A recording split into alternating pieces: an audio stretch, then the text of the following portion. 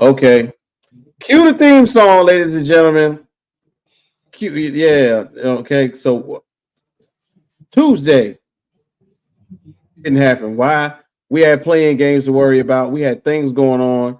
We had other stuff. We had material. We had like family materializing just about everybody's home across America, including mine, Jay's. We had to fall back. We'll be back here on a Friday, y'all. What's going on, man? It's your boy K. Which I was #1 draft pick. I don't know if you know, but we have a show today, and we shall do it. We got Bobby G fresh off of another Audible podcast. How was everything going on, Bobby G, man? What's up?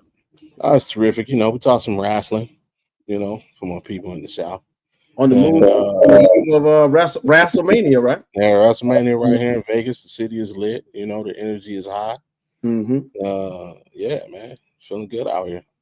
That's what's up. That's what's up. Then of course we got Jay on the GRILL. Jay, what it do? Yo, just man in the grill. This heat is draining me. I'm gonna crawl to the bed at some point, and it's April, man. What can I say? Yo, straight up, man. It's April. We know what time it is, man. You know how we do, man. We warm it up pretty much every episode. We got something to just jump on right quick. Pause. You know how I go. And earlier this week, or excuse me, well, earlier, in the week, we had some really interesting things go on. Y'all know what time it is, man. In April, the Masters happens. Everybody from all across the world flocks to Augusta for the Masters tournament. We got a chance to witness greatness as Rory McIlroy. That's right, Rory McIlroy, the Irish. Is it Irish or Scottish? Irish? I think it's Irish. Irish sensation completed the PGA Triple Crown, so to speak. And he got his first win at the Masters. He got his green jacket. It was an emotional final round. Some say it wasn't his best round. Some say it was part of it being one of his worst rounds. Up against Bryson DeChambeau, who looks like he could play tight end for the Raiders right now. Shout out to Bryson DeChambeau. I saw and I read a lot about the mental mind game that Rory was playing, where he did not speak to Bryson at all. He gave him the silent treatment, which it seemed to have worked on some old Jordan-esque, like, yeah, don't even talk to him. We on the court or the grass, right? We on the 9. We on the green. What is it? We on On the the green. green, on the green, dog. On the On the green. green, on the With green. we in competition. We are That's what not we on playing. right now. I'm not talking to you, right? That makes more sense, doesn't it? Mm, I I'm, mean, yeah. because like for golf, it's more of an individualized sport. Tennis, individualized sport. Boxing, individualized sport. Golf is right in there in that same vein. So you and the competition, although maybe rotating around each other, it is basically you versus the golf course. And Roy McIlroy showed that golf course who's boss as he got his first green jacket. So as that was a monumental moment, I posed to you, everybody paying attention. Roy McIlroy wins the Masters, right? Finally. So what's the equivalent of the achievement in other sports? What kind of win, or is there a win and a person that we can kind of establish a correlation with Rory McIlroy and his win at the Masters this past weekend? Bobby G, do you have a close match to what you would consider the Roy McIlroy situation? I mean, yeah, I guess in golf terms, like the Masters is considered their unofficial championship. Mm-hmm. Like it just happens to be the first tournament of the season, or one of the first tournaments of golf season. But yeah, every all time great or whoever's in the conversation to be best ever or best, whatever you want to call it, Mount Rushmore has won the Masters. Mm-hmm. So it's, I guess, the most prestigious, has the most pageantry surrounding it. From the pre-tournament dinner, to all the way to the jacket, and it's like being part of that prestigious club, just like Heisman winners. You know, Heisman. so yeah, big deal, and shout out and congratulations to him. You know, I like that comparison because the Heisman Trust is like a club. The Masters winners with the green jackets and they're getting together pretty much all the time. It's like a club. I like that one. So I heard the rumor that they get the jacket. I guess they get to take it for a year, and then after that year, the next year, it has to stay in the clubhouse. I heard it was a generic jacket that they give you first, like this, but then they get you the fitted one. That's the joint. Like you get, you get the fitted one, and then that's the one you keep forever. I guess after a year or so, like you say, right? And it's something. So I guess you get to take it out, but I guess once that year, like the next year, it has. No, excuse me. They have to be kept in the clubhouse. That's what I heard. I don't know if it's true. I have to do some research on that. But that's what I heard. I mean, that's kind of fly for the Masters, man. That's kind of fly. Yeah. Jay, you an equivalent to the achievement such as the Master. It might be you on that grill after all that time, man, because you was out there, you was working, bro. Nah, I had other legendary appearances on the grill. As far as my highlights, maybe I did man the grill one night, and I actually took like everybody's money in Madden. You know what I'm saying in the process. So that was pretty good feat for me. But and the amount of alcohol I was on, it was outstanding. But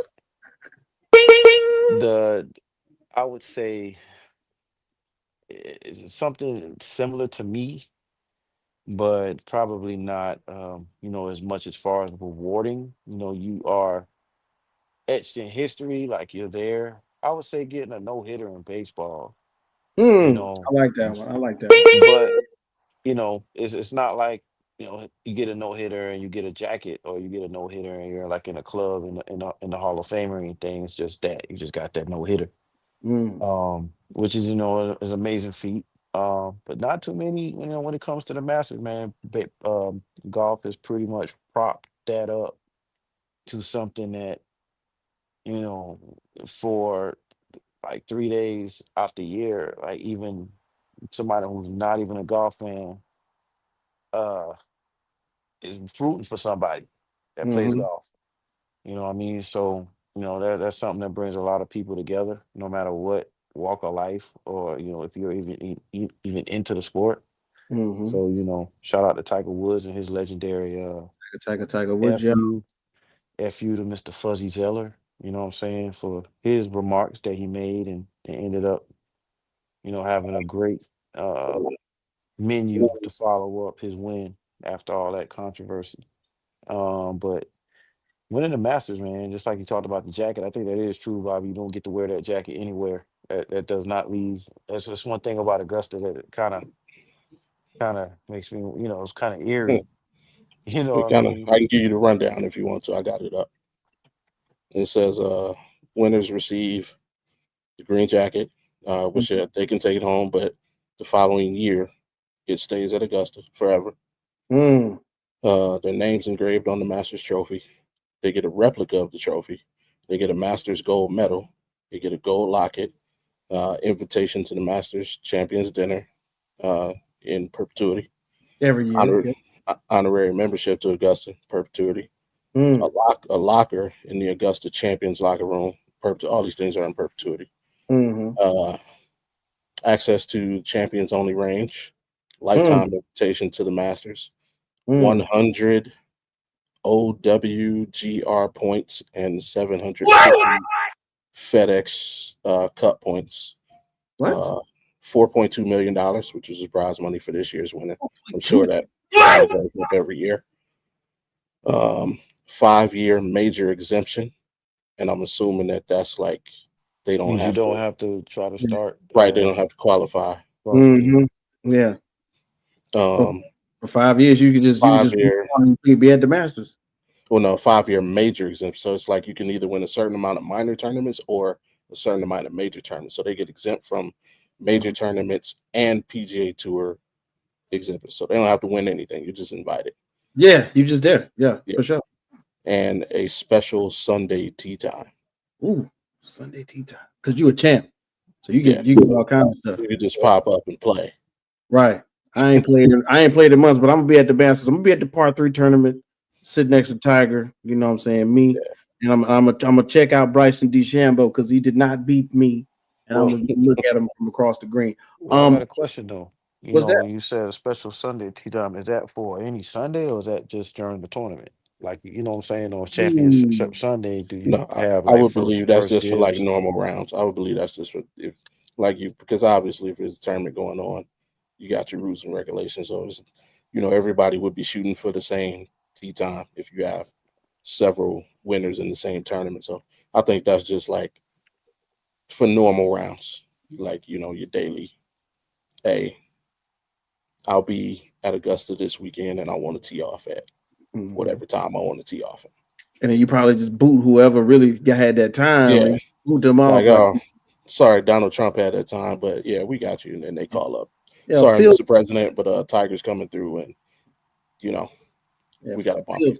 Phil called. Who? Phil who? Phil Mickelson, mug. Get up Yeah, on yeah, get up out. get Shout up out to out. his special Nikes that were made for the tournament, man. That's a nice thing, man. To get not just a line of a shoe, but you got a special shoe made for a weekend. It's dope. Yeah, it's crazy, man.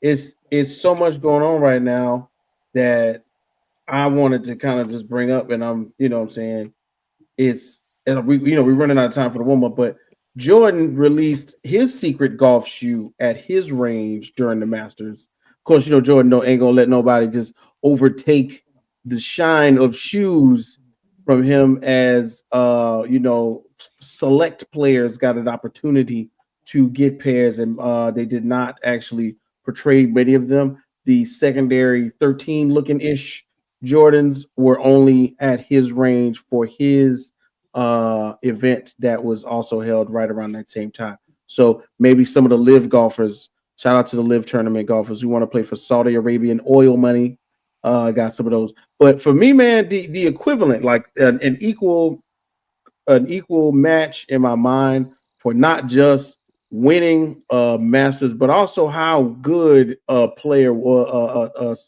an athlete is, right? It makes me think about how good Peyton Manning was for such a elongated period of time for the Colts. We used to call him Mr. Regular Season because during the regular season, Peyton Manning could do no wrong almost. But then it would come postseason and they would have defensive issues. Uh, Oh, he would have defensive issues. He would have players who was out. He would have running backs who were injured that would mess up the game plan. There was multiple things that happened, but that one time, it took that dollar. one time, for Peyton Manning to get to the Super Bowl in a Colts jersey, and he will be remembered forever. Now, Peyton Manning did get to a second Super Bowl. He did, take the Denver Broncos there. He did, break all kinds of records that season. But man, it seemed as though that was like his comeback tour that time because nobody thought he would ever be that good again. But he did put the Denver Broncos on his back up until the playoffs when the defense took control. So for me, having had been that good, Rory McIlroy has not won the Masters up until now. I feel like I've been hearing Rory McIlroy's name for at least 10 years. Yo, TGL, man. Yeah, Do you wonder? I'm gonna tell you this, man. This is my little hot take. I just think Rory, since the TGL, he's been pretty on point, yo. He's been on top of his game since TGL started, and just I don't know. Seems like there are a lot of players have actually, they have seen some positives in their game. It's kind of woke up some sleeping clubs Mm, across the PGA tour. So mm, and Rory is definitely, I think, is example of one of them. mhm. So everybody that's from an Atlanta team, they've been doing well. Saying on the tour. I just feel like that's been making a difference. I mean, Could be something like the Olympic boost. Remember, NBA players used to, if you go back, a lot of guys had some of their best seasons coming off being on the Olympic team. Charles Barkley won MVP after the '92 Olympics. Just that, staying in rhythm. Even if you look at this year, like SGA having one of the best seasons in his career. I mean, not the Celtics are the Celtics. They sent 3 guys to the Olympics and look at their team. But yeah, I mean, just to piggyback on what Jay said, like it could be some of that. Maybe he's in a rhythm when otherwise he'd just be sitting at home, but instead, getting some reps in and just keeping himself fresh. Yeah, man. Most of what I've been reading and hearing about it is in Augusta, especially due to the trees and the range itself, the range in which, of course, how you gotta, drive. The short game is where you make the biggest difference at Augusta. So for that being what it is, I gotta go ahead and hit the button, folks. 4.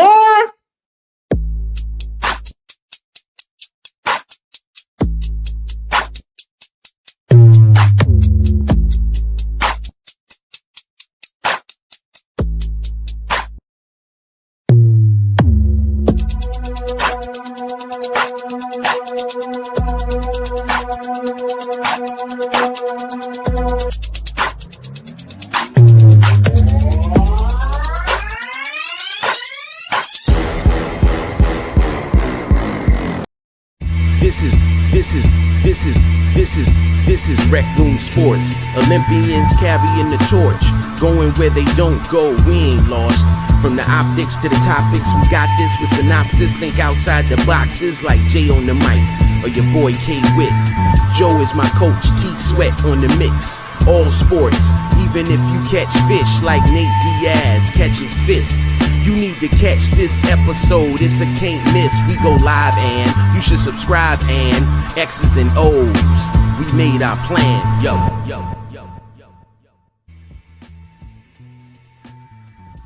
Yes, sir. We are back once again. It's the home team, ladies and gentlemen, on a Friday night. That's right, April the 18th, Good Friday. If you look at the tomb, he is no longer there. That is right, he is risen. For me and for you. I don't got to get religious, but if you don't know, you need to know. We get into that point, y'all. We got sports on top of sports on top of sports, and the playoffs are getting ready to happen. The draft is getting ready to happen, and the draft already took place. And if you don't know now, you know, man. We're gonna go ahead and get into it all right here on the Red Room Sports Crew. But I gotta go ahead and get that starting lineup going. Of course, I know the people's champ, man. Cleveland's own, but Las Vegas is home right now. We got world famous man, Audible podcast, Bobby G. Audible, what's going on, baby? Chilling, my Cleveland Cavaliers have an opponent for Sunday, so we'll be taking on the Miami Heat. We're looking forward to the challenge, and here in Vegas, hey, the city's lit. WrestleMania weekend, the energy's high, and hey, let's get it. Right on. And of course, man, we got my partner in crime, man. Right now, he is outside in nature on the grill. One time for my brother, man, Jay on the GRILL. Jay, what's really good? Oh man, I'm going on a stretch, sort of like Ultimate Warrior did. You know what I'm saying, when he won it against Hulk Hogan in WrestleMania, I think 90, 91. Help me out, yo. Anyway, Something like that. Yeah, man. I'm just feeling, man, all the warriors, all the energy and the power, that the warriors, know what I'm saying, have given me from the land of whatever he used to talk about. Anyway, which we all know that was heroin. But anyway, so yeah, I'm here. Yeah, man. Ultimate Warrior used to go to some dark places when he had the I knew he was promo. on something, bro. You should have known. Like, anyway, yeah, I'm sorry. He was my man. Yeah, he's my dude, though, man. You know what I'm saying? I'm glad. Here we are. I'm not on Hulk Hogan no more. You know what I'm saying? I do believe in saying my prayers and taking my vitamins, but that's where it stops. I'm done. Right. And then, of Yeah, course, man, with we still saying prayers and Biden, but not your for daughter. right. Hey, yo, you know what I'm saying? And listen, everybody seems like everybody got a little rant right now with Hulk Hogan. Hulk Hogan got issues out the ass right now. But of course, y'all know me, man. It's your boy K, which I was number 1 draft pick. I'm so excited to be here. So very happy to be here. And of course, we got a couple of people dropping in later on. We got Alan and my guy Sam doing on the mat right now. Pre-WrestleMania lineup. Shout out to Alan. Mr. Bobby Blunt's dropping in. Bobby Blunt from Head Kicks and Haymakers, one of my co-hosts.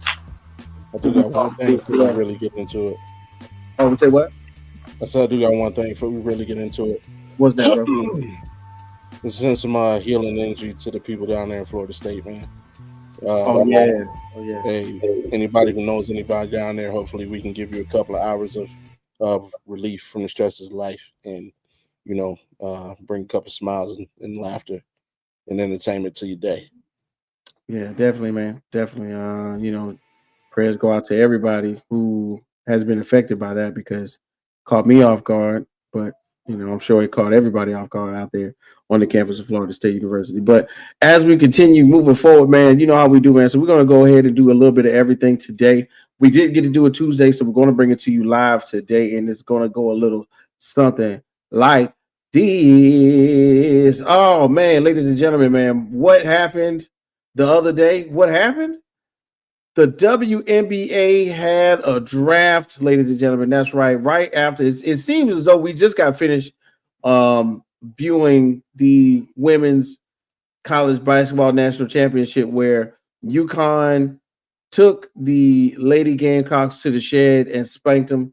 Of course, in somehow, some way, the number 1 player from that UConn team was drafted at number 1 by the Dallas Wings. So we got to give a big shout out to Paige Bueckers for doing what she does. So UConn is number 1, and Paige Bueckers is drafted to the Dallas Wings. Now, this is one of those you ought to know, or you should have known what was going to happen. The number 1 player on the number 1 team and the number 1 in the country was pretty much already headed or had her bags packed for Dallas. Now, I don't know if you know, but Dallas actually is not that good. That's why they will have the number 1 pick in the draft, but they do have a highly touted team.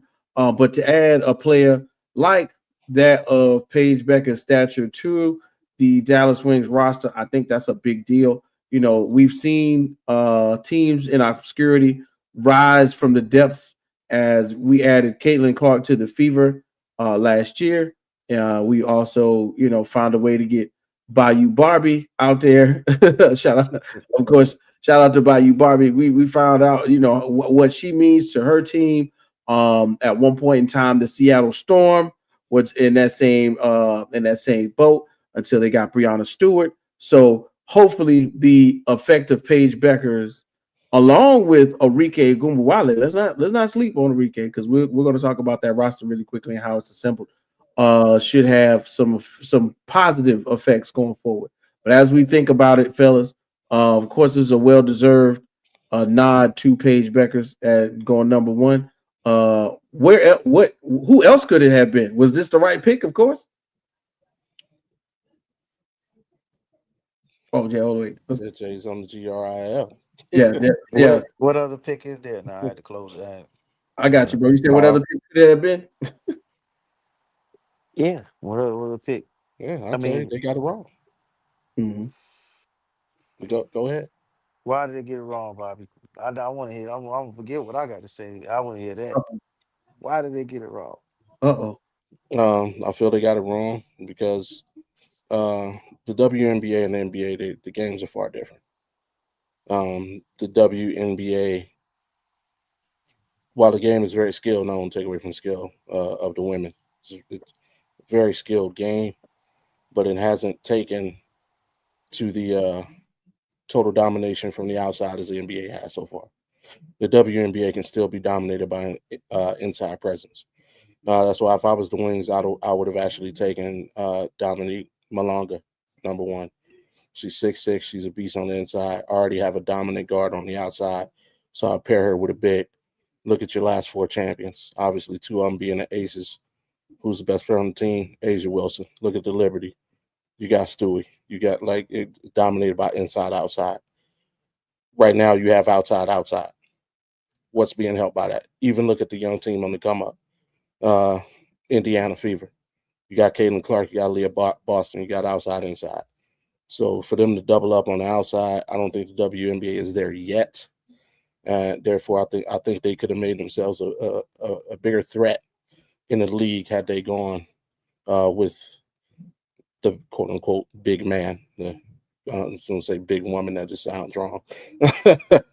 But I think they were the tallest person on the roster right now is 6'4", and she's the only big on the roster.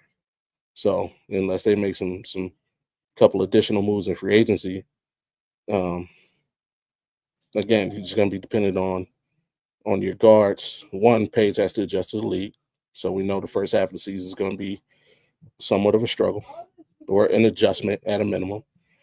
Whereas if they would have went big, they could have made the game an easier transition. That pick and roll, like you say, that pick and roll with her and Enrique could have been something special. So that's all. I love that argument, and of course we're going to get more into Miss Dominique Malanga in just a second, man. Jay, of course, you on the other side of the fence, man. You seeing it as though the pick was made with the right interest. So as we look at Paige Bueckers from the other side of the fence, man, what do you got to say about that? Honestly, I'm not on the other side of the fence. Bobby gave me a chance. I told him to go ahead and say what he was going to say, and I was like, "Oh damn!" So what I was going to say was, why are we picking the best player that was in college #1 every year, and you don't need exactly that? The only thing I could say in the wings, I guess, defense is, I guess maybe it takes a little attention off of Fair. 24K. You know what I mean? Like I feel it could help, but yeah, like I'm starting to question, like, yo, is something y'all doing on purpose? Y'all trying to, like, what are y'all doing here? Because um I could go to a couple of years, like the Sparks were getting players. Like, I thought you just, I don't know. I question sometimes, like the first round, the first few uh teams, as far as those first few picks. It's like, what were you doing? Trying to what were you trying to do there? Mm. After one, it seems like teams are using their brain. You know what I mean? Like, number one is just like, oh man, that's the best player, so we just gonna get her. And it's like, think about it. Not even that, Bobby. You could have said, "Yo, we not getting Beckers, so we could just we can just trade the first pick for somebody who does want to get Beckers, and then we get a whole bunch of picks." Facts. You know what I'm saying? So that's where I was at with it. Like, damn, you got, let's see how this works. Let's see how Yeah. this works. You know what I'm saying? Let's see how it works. But I agree. But yeah, number two, they was like, yeah, oh, you got her. All right, cool. Yeah. That says a lot for them to reach and get a player. Not saying that she's not good. It's just Right. that there are a lot of players in college who a team could have said, well, we'll get this player, player B #2. It could have been so many seniors you can go. I still think it's a little jaded because we can't get freshmen and sophomores. You know what I'm saying? So, we kind of stuck with players that probably wouldn't even get drafted where they would get drafted if everybody was eligible. Yeah. So, just being real, you know. So I agree with Bobby. It's just, but still, maybe, because Enrique be, man, and she gonna be one of those players that don't get a ring. You're gonna be like, damn, man, and she out there working hard, like Jimmy in the bubble, you know what I'm saying? About to die, like that's what it seems like it's gonna be for her career. So to get Yeah. a Beckers, then and then in the wings defense, like, man, we need to let Enrique play off the ball and not so hard, trying to make it happen. to save every game. So let's see Yeah. what happens. But no, I totally agree with Bobby. It's just definitely seeing these number ones, not the number ones you would think a team would need based on their need. Yeah. I think these picks would be comparable to this situation would be comparable to Emeka Okafor when he first came out. Emeka Okafor was the best player in college, but he was also he was a 3-year player. And then you had Dwight Howard coming fresh out of high school. And for those who don't know Dominique, she's also 19, which, American-born players, they can't do that. They all have to go to college for at least 3 years. So when they come out, they're 21, 22 years old. If this were the NBA, excuse me, if this were the NBA, Dominique would have been the way better prospect coming out. When you have a 19-year-old talent, and let's just, make the transition because, again, she's a female. She's like a Wemby. And I'm not talking about like a unicorn, but when in the NBA, when you have a young, talented big versus, let's just say a sophomore, talented guard coming out of college, that big is going to be the number one pick 9 times out of 10. And I'm just like Jay kind of said it perfectly. Like they kind of went with the safe pick versus actually trying to get talent and like something that somebody can really change your franchise. So that's kind of where the WNBA has to catch up to like the NBA. Because you already seen this girl work. You've seen what she's been balling against the national team since she was 16 years old. So, y'all seen what she's about versus pro competition. Now give her the same pro training. Hey, Dallas could have really took a chance and put their franchise out there, but they went the safe route. And I'm not even saying like Paige isn't gonna be, like it's not even saying like, oh, she's gonna be a button. No, it's just I feel if I was a GM, I think I would have swung for the fences. That's all. Right. So I'm just gonna jump out here and say it like this, man. To me, this is just a pure observation. This is going for the best player on the board. But as in the best player on the board, this is addressing the idea that they don't want Enrique handling the ball so much. Part of what makes her what makes her one of the best players in the WNBA is that, what I'm saying, her dribble drive and her stop and pops are so furious that what if she didn't handle the ball so much that she wouldn't be as tired? Somewhat similar to the equivalent of, like, let's say if Klay Thompson was not with Steph Curry in Golden State and you had Klay Thompson playing the 1 instead of his natural position as the 2. This is what it normally happens to Enrique Ogunbowale. But now if you stick her with Paige Bueckers, who although a prolific scorer during her days at UConn, it was due to necessity that she was scoring so much, that she was put in that position in which she had to. But the thing is, bro, college-wise, she comes in as a facilitator. If there is any other way that she can affect the game immediately, it will be as a passer, a willing passer at that. For me, so to think that they may have had a better idea of using Dominique Malonga. This is true. Who may also be a little bit more seasoned due to the rigors of overseas basketball. I will not take that from her. We'll give her a little bit of shine in the next section as well.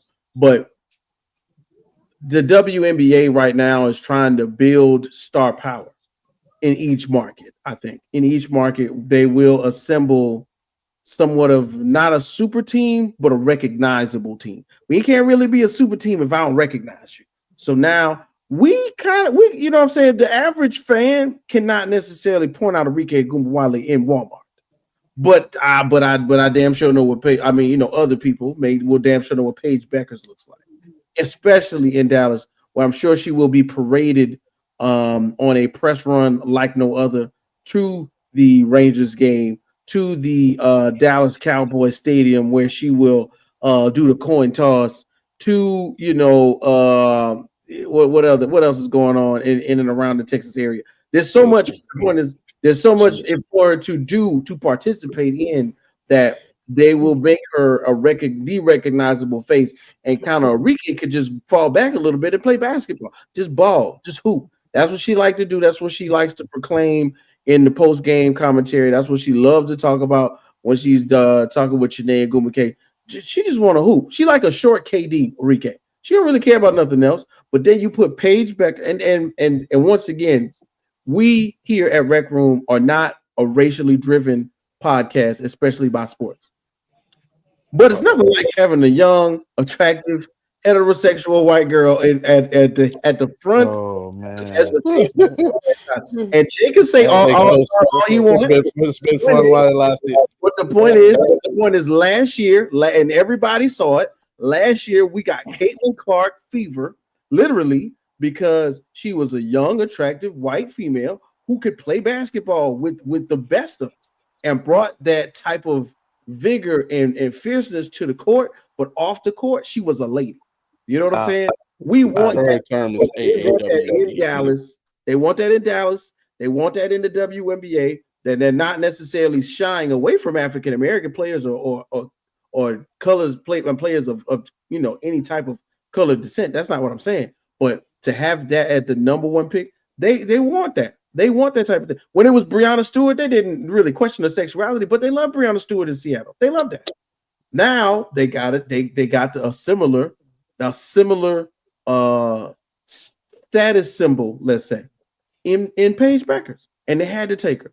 You know what I'm saying? Dominique Malonga I'm sure will have a great career in Seattle, which is a smaller market, less recognizable. The games won't be as seen, so it's okay. We're gonna hear about it. We ain't gonna see, but them Dallas Wings games, they gonna be on TV. We gonna see Paige Bueckers. We gonna see Gino Auriemma at the Dallas game.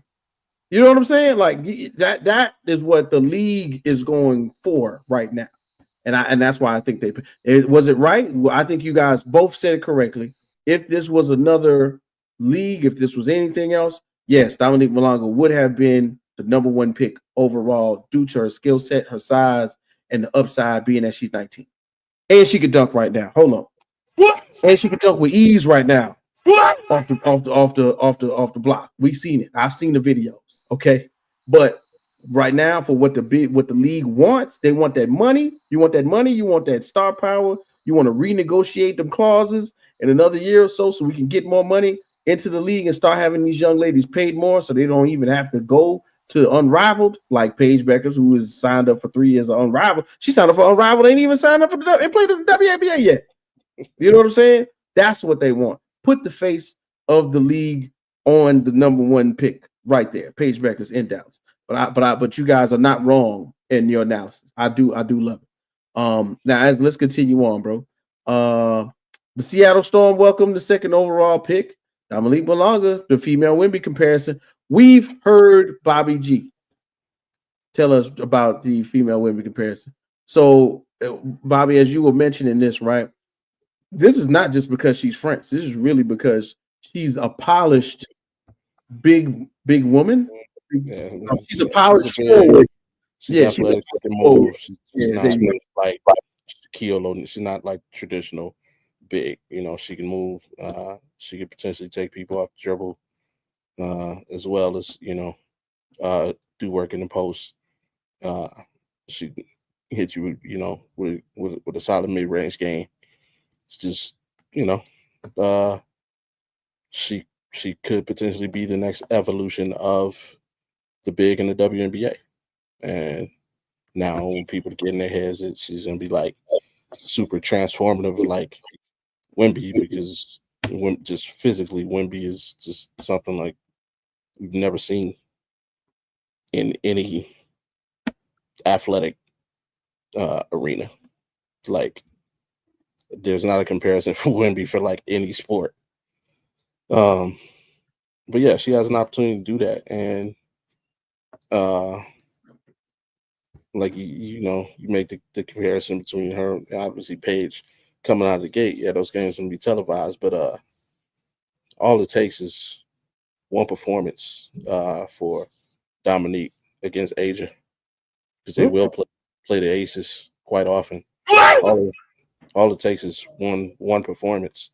I don't know if people remember when Shaq left the Lakers. All it took was Andrew Bynum to go at Shaq one time, and Andrew Bynum had the full attention of the NBA, whether he deserved it or not. But just for that young man to have the cojones, so to speak, to go at Shaq with no fear in his game and earn that respect. So, all it takes is for her to have one performance against an Asia Wilson, one performance against a Stewie, and a one performance against Cameron Brink, who should be back this season. And, a couple of them TV stations will be at every Seattle game. So, again, just hoping that the guards are ready. Hopefully, they utilize her the correct way. Hope they handle her development the correct way. This is all they have in Seattle from a fan standpoint until potential supersonic return. So, hey, fans, support your team. Let's keep this young lady there. The one thing we do know about foreign players, NBA or WNBA, they are loyalists. This is why GMs love drafting foreign players. Not only do they have the skill, but you don't hear many foreign players stirring the pot as far as demanding trades and to leave in free agency. They usually finish their careers where they are.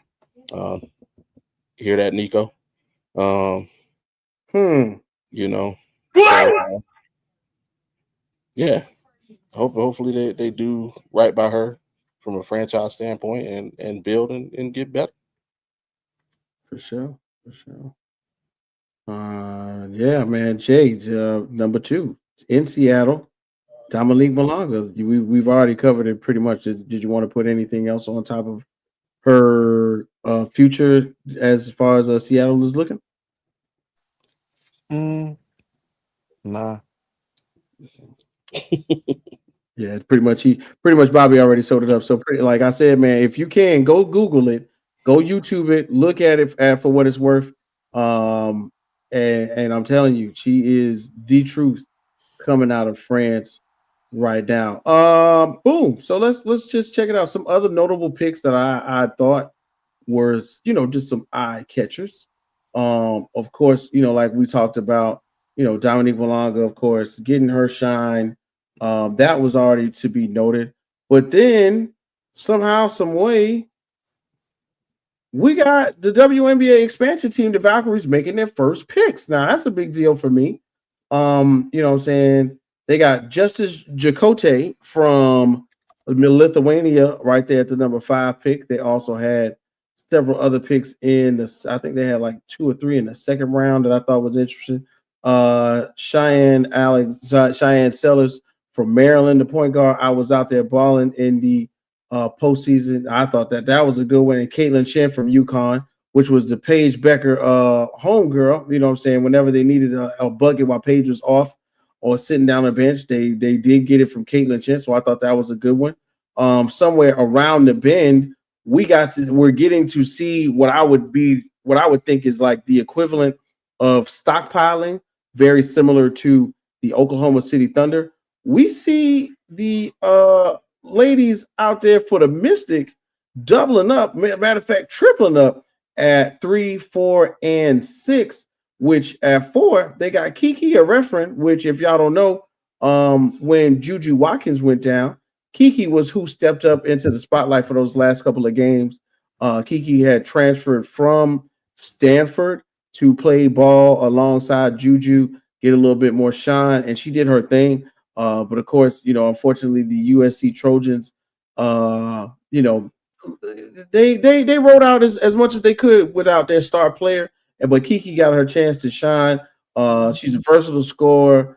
Her skill set also gives way to her being a good rebounder. So I think she'll have probably an immediate effect on the Mystics more so that way than scoring. I mean, it's been a long time since Elena Deladon, I feel like, in a Mystics uniform. So I'm supremely excited to see that. But then, of course, the draft, I feel like in terms of the WNBA draft is extremely deep. The second round, third round, those rounds are really important. I feel like Tahina Pow going to the Atlanta Dream. Everybody knows Tahina with the multicolored hair from out of the University of South Carolina, the Lady Gamecocks. Like that was a big deal as well because in my mind, the Atlanta Dream are also on a bit of an upswing this season, and adding just a little bit of that star power around the perimeter is what exactly they want. But let's not forget they did make some major moves in the offseason, and I can't wait to see how they may take effect and take shape going forward this season for the ladies of the Atlanta Dream. Any other notable picks for you guys that stood out, Bobby or Jay?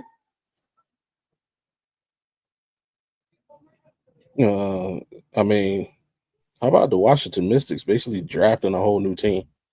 Yeah. They had 5 picks in this draft, and so we're going to see really quick what the future of this franchise looks like. You had 3 picks in the top 6. That's crazy. That is crazy. I mean, we as fans, especially fans who follow any draft, no matter what the league, like you get happy when your team has like 2 picks in the top 100. But like NFL draft, if your team has like a first, a second, 2/3, you hype because you got 4 of the top 100. Imagine having 3 picks in the top 6. Mm-hmm. And what if a team had 3 picks in the top 6 of the NFL draft this year? Like, do you know how insane that would be? Right. So, yeah, we're gonna find out real quick what the future looks like for the Mystics, and that's cool to see, I guess. The only other thing that stands out to me is I know the WNBA follows NBA rules. What's up with expansion teams now? The expansion, we got to set them up better, man. They got to get the number 1 pick, man. Like, how's the expansion team getting the 5th pick in the draft?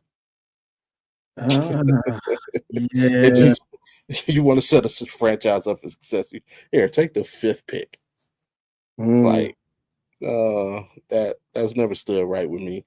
I know the NFL gives expansion teams the 1st pick. I'm not sure how the NHL works or the MLB works. But yeah, come on, basketball, we gotta do better.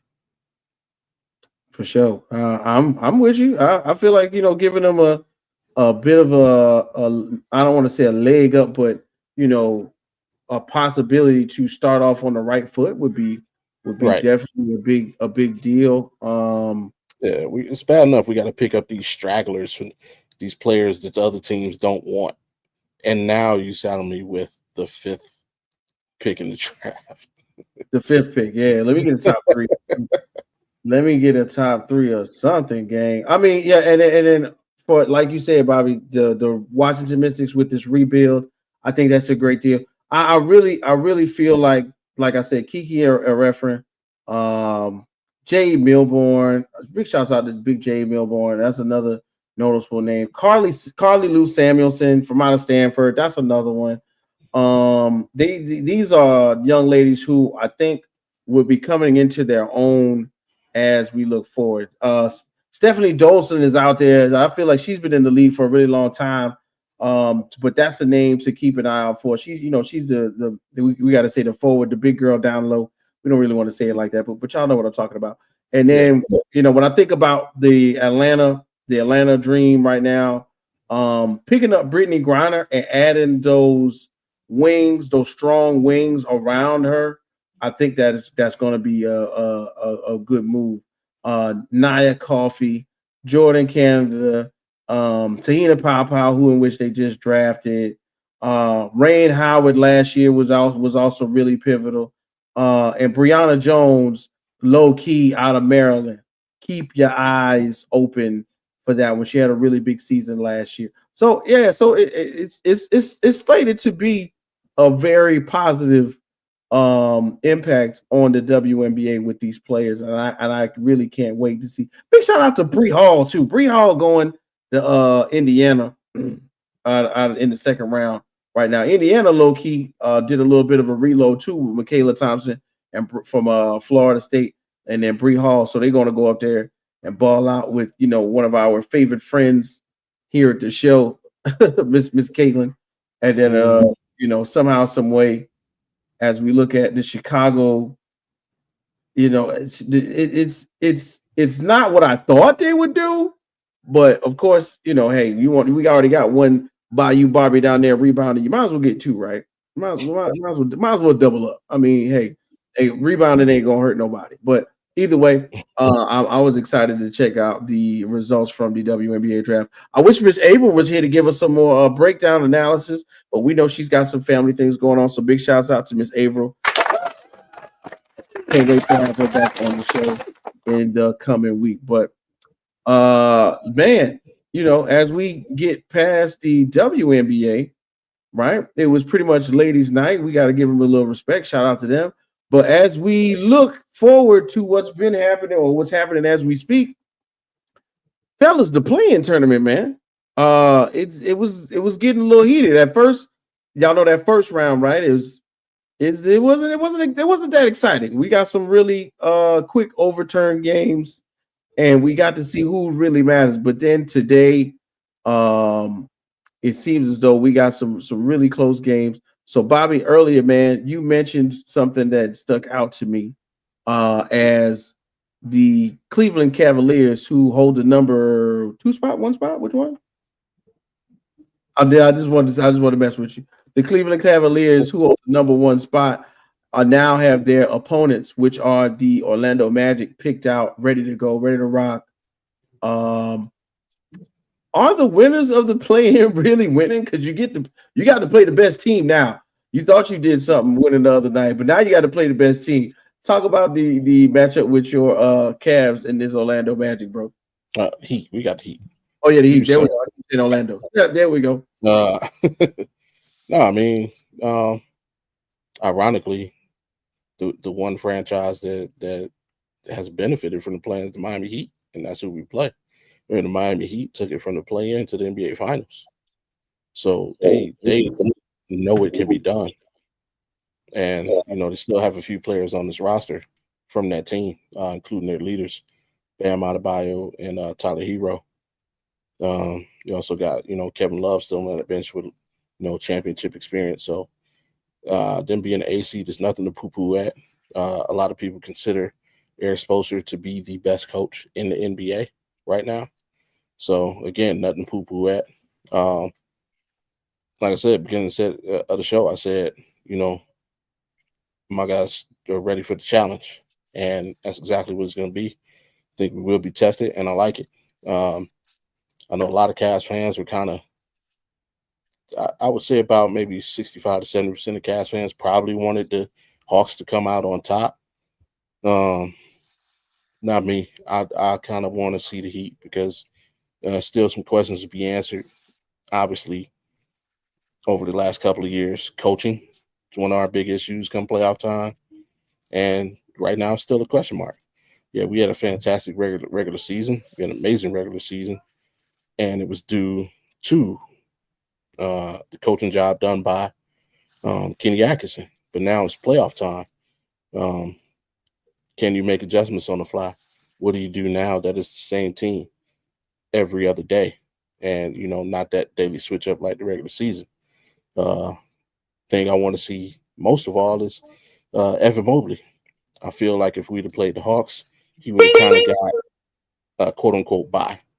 Not that it would have been easy, but the Hawks don't really have a threat in the paint. But now I got Bam Adebayo. He's going to make Evan Mobley play. And I want to see that response. I want to see him get going early. I want to see him step up to the challenge, not only defensively, but offensively. Obviously, Tyler Hero and Donovan Mitchell are going to go back at each other. But, hey, Darius Garland, I need you to show up. Strus, I need you to show up. Ty Jerome, was the regular season a fluke, or is that really you? Show me. DeAndre Hunter, why do we make this trade? You know, get on Tyler Hero, shut him down. So there's a lot of things that I want to see and I expect to see that should give me more confidence in the Cavs going forward in the playoffs. Real talk. Yeah, and I expect us to win 4-1. Ooh, dang, 4-1. 4-1. Put that gentleman out there. All right. Jay, as you take a look at the winners from the play-in tournament, what you got? What you thinking, man? Because it's lined up. As well, the West is actually going to be finished in just a moment, as I see here. Yeah, shortly. But I mean, I still see some fight in Dallas, man. So we'll see. But man, I think, yeah, the Heat are gonna make a better, more entertaining matchup for Cleveland. I think if it was Atlanta, pretty much would have been like the first fishing, pretty much the first fishing series. Because it pretty much looked like the whole team was pretty much gone fishing. The Hawks, I think all the starters were like 4 for like 20 something for most of the game. You know, that's kind of tells you where they were. The starters were pretty much in Cancun, and the bench players were like, maybe we can win this game. And it just you saw it, man. Body language, I don't know. Either Trae Young was trying to like summon the force, or he just knew he was going to win this game and he didn't. So hey, he wasn't there. So like the Heat look like they want to do something, man. They look like they want to really be here, in the summer. Hawks did. Just that simple with that one. I don't know, man. I don't know, man. The play-in is the play-in. It's been pretty exciting. I've liked the games. They have been competitive. Even the ones that look like pretty much blowouts. So I'm with it. Okay, here we go. So let's go ahead and get it going. As I see here, we got a good guy in the back. We're gonna go ahead and bring him to the front. You know how it is behind the curtain. He's getting warmed up right now. I see that we're actually on the mat must be just getting finished, as we got Alan Perales in the building. Alan, what's going on? How you feeling? Welcome to the show. Pre-WrestleMania, Alan is in rare form right now. How was the show tonight with Sam on the mat? Well, it started out not good because unfortunately there was an injury tonight on SmackDown. So, oh no, Rey Mysterio. So yeah, Rey might be out. Rey might be out. It did not look good. He had to get helped back to the backstage area, so he might be out tomorrow. See, either that or that is some high class drama. Something like that, yeah. But yeah, so it comes with the territory, though. This is why they say don't try this at home. Right. Yeah. Then of course, right tomorrow. You know what I'm saying? As the flash bulbs on, he does a Huracan run on somebody, flips them upside down off the top rope, off the outside of the ring. Right. That's what we waiting on. But anyway, Alan, Jay and Bobby were just taking a look at the winners from the play-in, which we all know the Hawks just got eliminated. As you take a look at the winners and what they got going on, the road that they have going forward. Oh, yep. We also got one of our favorite guest hosts in the building, in the green room. I'm going to go ahead and bring him in. I think he's ready. And of course, he's excited to talk about his team. We've got our guy in the back, man, Mr. Bobby Brunson. Bobby, what's going on, man? It's amazing the difference a week makes, huh? Right. So and we're gonna kick it to Alan. So Alan, man, the winners again and the play in. Your take on that? I mean, Miami, I kind of expected it, honestly. I mean, Trey made it interesting for a little bit, but that this Hawks team didn't really have it in them. I'm going to be honest; they didn't really have it in them. Miami getting in. I mean, this is kind of the norm we'd expect from the Heat, right? You barely make the play in, and you find your way to be a playoff team at the end of the day. So, I mean, the Miami Heat fans are probably like, can we just be a 6 seed? We'll take that. Just I'm getting tired of seeing this play in stuff happen, but it is what it is. I do not like the fact that the Grizzlies are winning right now. If there is one team that I did not want to face round one, it's probably John Morant. Not just not the Grizzlies in general, just John Morant. I don't want to face John Morant. Edie out here looking like a top 10 center. Oh God. But yeah, I'm not surprised with the Heat winning because they seem to do this all the time.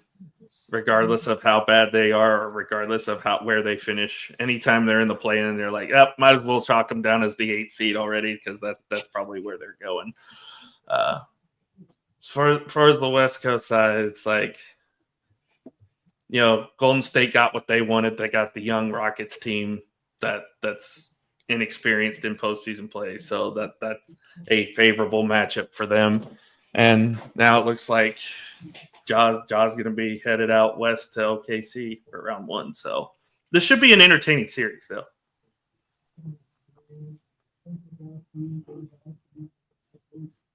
It definitely should be entertaining. I can definitely agree with you on that, Alan. Welcome to the show again, Bobby Blunts, man. As we can see, you are heat down today, brother. You are ready for action. As you take it all in, as you get ready for the first round of real deal playoffs. You actually got a tough matchup against the number 1 seeded Cleveland Cavaliers. But how are you feeling about your team after the play-in?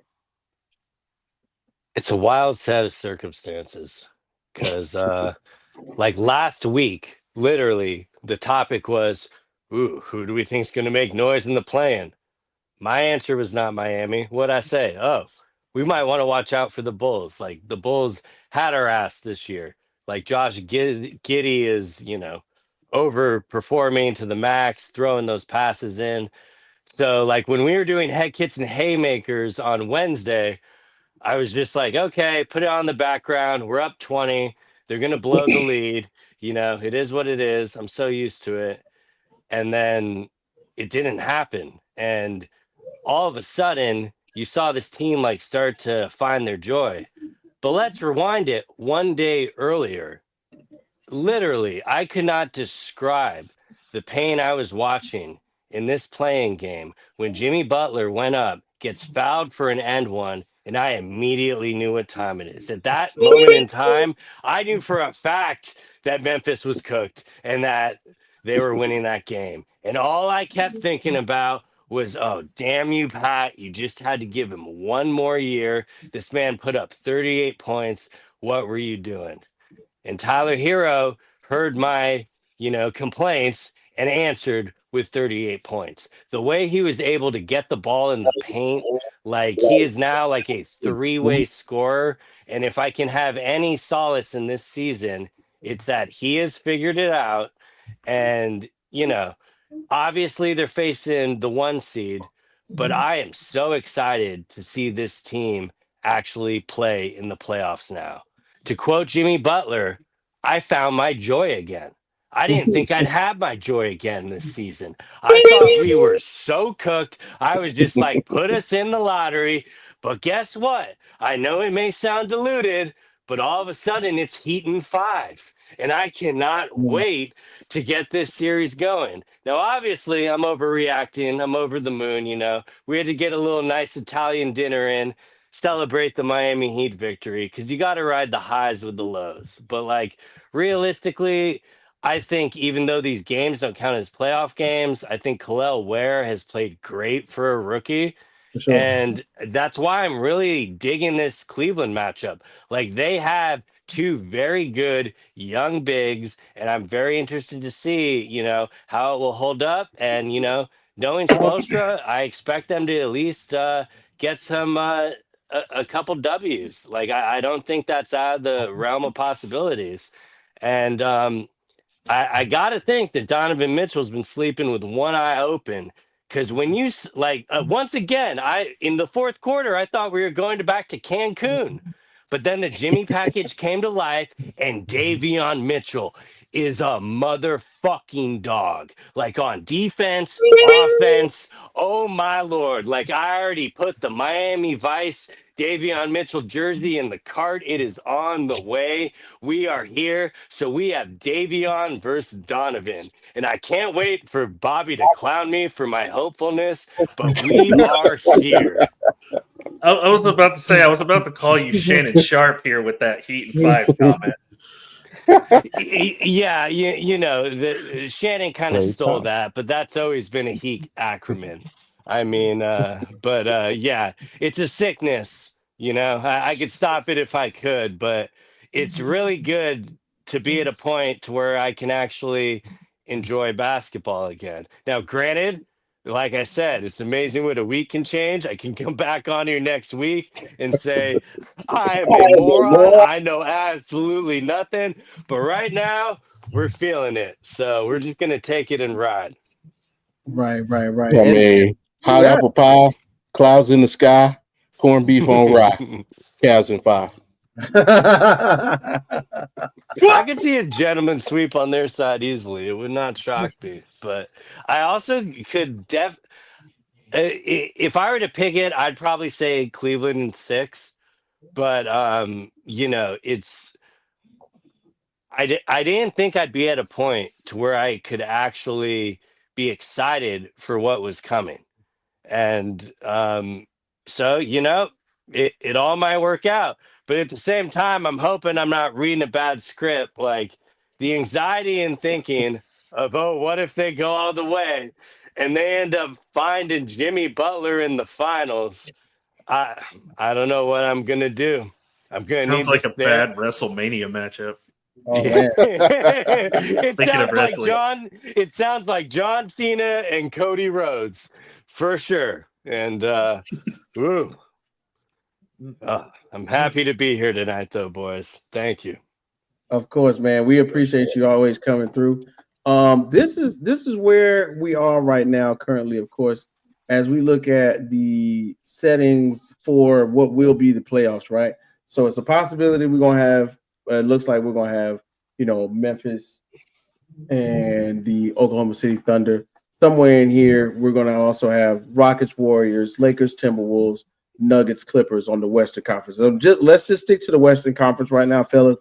Where's the upset in this? Where's the y'all must have forgot game or the y'all must have forgot matchup? Because for me, there's a lot of instances where, or at least 2 instances where the lower seeded team could snap and take on the higher seeded team and take them out, even if it takes all 7 games. Does anybody see the Western Conference matchups and see something similar happening based around how the matchups are pretty much falling so far? I know Alan already mentioned the Rockets and Warriors.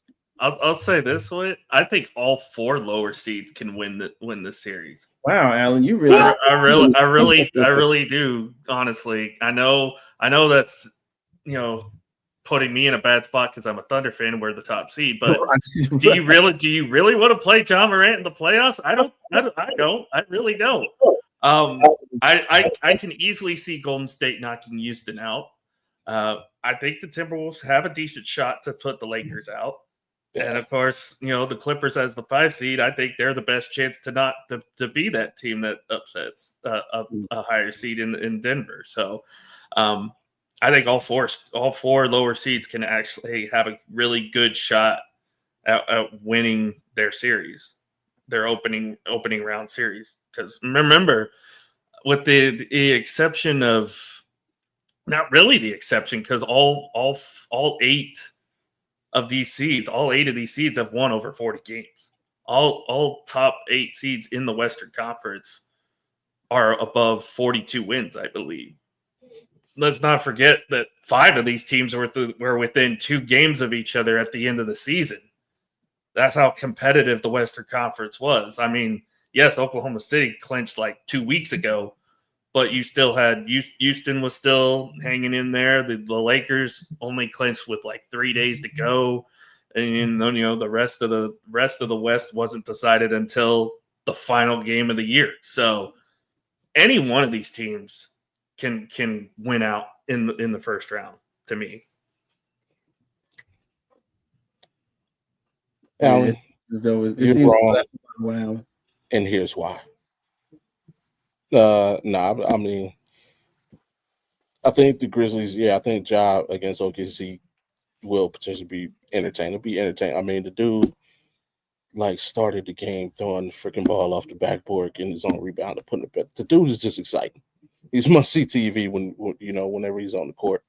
So from an excitement standpoint, aside from watching the Cavs, I'm gonna love nothing else than watching SGA and Ja go at it. But I'm not giving any credence to Memphis winning. I mean, at best, I think it's 4-2. It's not that I don't trust Ja. I don't trust the rest of the guys on the team, really. LL Cool J, man. LL Cool J. But no, I'm not talking about the rapper. I'm talking about Luka, LeBron, Cool James. Yeah. The Timberwolves ain't got a chance. This I 100% agree with Shannon. Chocolate milk, my pajamas are silk, Lakers in 5. Like, for real. The only one I give credence to is the Warriors and Nuggets. Like, as a matter of fact, I think the Warriors are literally favored in the series. From the 7th seed. So that's the one everybody's gonna have their eyes on. And that, honestly, to me, that's the one. Like, no matter who wins that series, it's a statement. If Houston beats the Warriors, that's a statement for the young team coming in, putting their stamp on who they are. That's a statement for Ime to come out and match wits with Steve Kerr. And on the other side, it's a statement for the Warriors saying that this team is not the same team that started the season, because it obviously isn't. Jimmy Butler trade was huge. And it's a statement for them as a veteran group saying that, hey, we can beat anybody, in this tournament. So, and of course, with the other series, Clippers and Nuggets, it's Joker. Would we really be surprised if the Nuggets beat anybody? But dude just had, he's playing 2K. I know people like to say that he's playing 2K, but nah. Joker's literally playing 2K. He's playing 2K and then going back to his farm. It's just the dude's putting whatever numbers you want to see. 30, 15. Yeah, I can do that. So for them to beat the Clippers wouldn't be surprising. The only thing that would be surprising is if that series were to go 7 games, if Kawhi Leonard played all 7 games, that would probably be the most surprising thing in that series. But even them winning wouldn't be surprising with the way he's been playing. James Harden's been playing solid basketball. Yeah, Norman Powell's been playing solid basketball. Zubac, I think he's the X factor for the series. If he can, I don't want to say, contain, but if he can match Jokic on the boards, just kind of help them control the tempo of the game, they can play Clippers pace and not the Nuggets pace. That's gonna make all the difference in the series. But yeah, only 2 underdogs the only real. It's not really a surprise. Yeah. I mean, you make a good case. You make a great case for it. Jay, you see any underdogs in this one, or is it Bobby somewhat saying that this is evenly matched up across the board on the west coast? That is. except for the Timberwolves and OKC. Well, okay, except for Timberwolves and OKC. Okay. damn.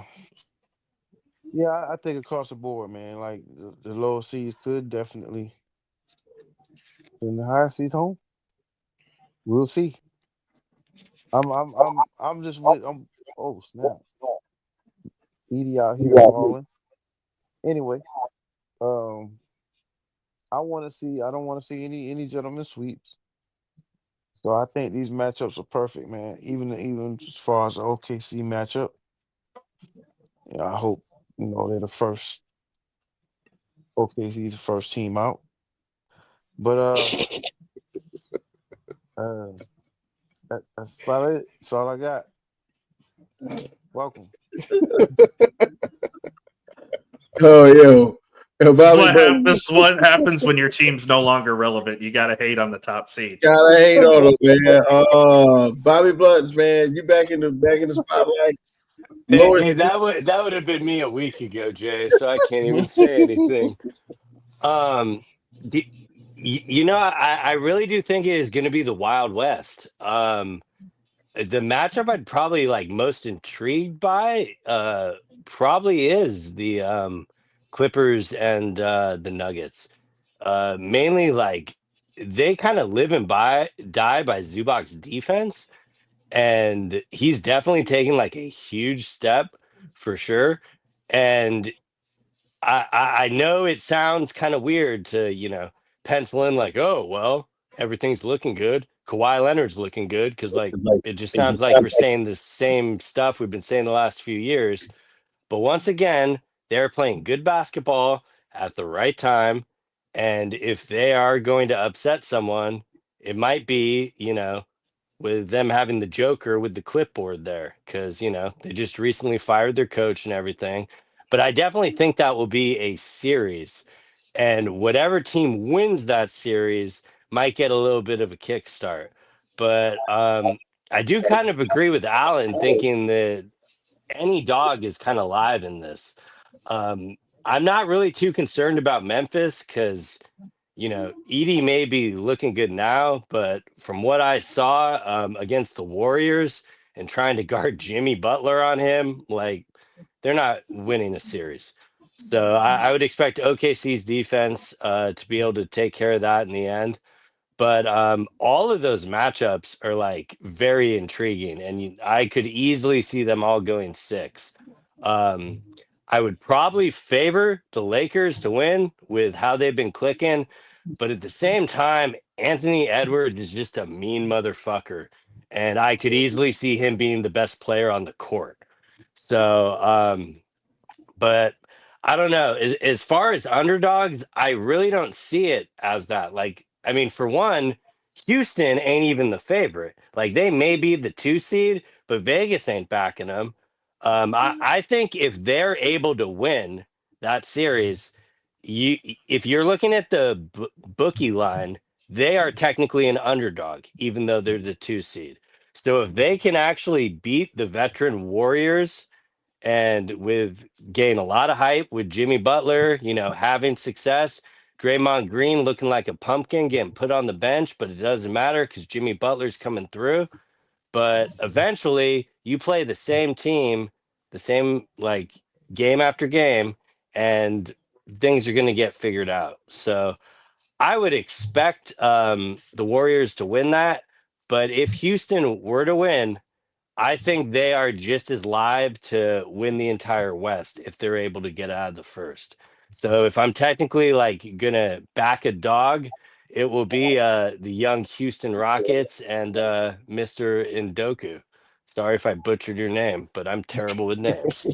At least you admitted to it, bro. I'm pretty much on the same boat with what you guys mentioned. I think the Western Conference is very. I specifically started there because I think this is one of the conferences where it's almost a toss-up for every matchup. I could definitely. We said it already, man. The Warriors' veteran presence could definitely somehow overturn the Rockets' young, brash. Think they could do it all. Just with the athleticism, they could lose. The Timberwolves and the Lakers. It is a possibility that we could see the Ant-Man, just disassemble the Lakers. It's possible. seeing the Clippers right now and they are healthy is scary to me because I honestly don't want to see anything happen to Kawhi Leonard. I said it a couple shows back on In the Hoop that I think that the Microsoft team has finally done that math and did that thing where they mapped out Kawhi's best window for playing when he would be healthy based on how he moves, how he operates, how much he sweats, how he walks. Like I think I told Jay this off camera one of them days, like a month or two ago. They had that whole thing where they was monitoring the guy doing Tai Chi and how he walked, and they figured out he was wing-footed. He put more pressure on his left foot than his right foot. He swung harder with his left hand and his right hand, which made him do this. And then he's doing Wing Chun or whatever. And then he made the adjustments, and then the computer completely switched its analysis and said that he almost did it perfectly. You know what I mean? What if they use that same technology that they're using in the arena to map out if you're going the craziest in the stands, if you're yelling the loudest, and they said, "Hey, Kawhi, we've been following you around for 3 months, walk around the arena. We think that you put too much pressure on your left knee. You need to, rest it this much, do it this much. And if you come back around this time, you'll be in, peak condition right when we need you to." And he probably said, okay, real Kawhi, like very simple, nothing extra, and it's working. You know what I mean? So I gotta give it up to Steve Ballmer and the Microsoft team. I know they got to have something to do with it. And then of course, it's just his agent saying, "Hey, Kawhi, you don't get paid in the playoffs unless you actually play." You sit the bench, you don't get that check for that game. There you go. I was gonna say they found the guy that fixed Triple H's knee back in 2001. Whoa! Like they finally found where that guy was hiding at, and they're like, "Hey, we need you to fix Kawhi Leonard so he can play in the playoffs." There you go. And then last but not least, of course, Allen's Thunder, man.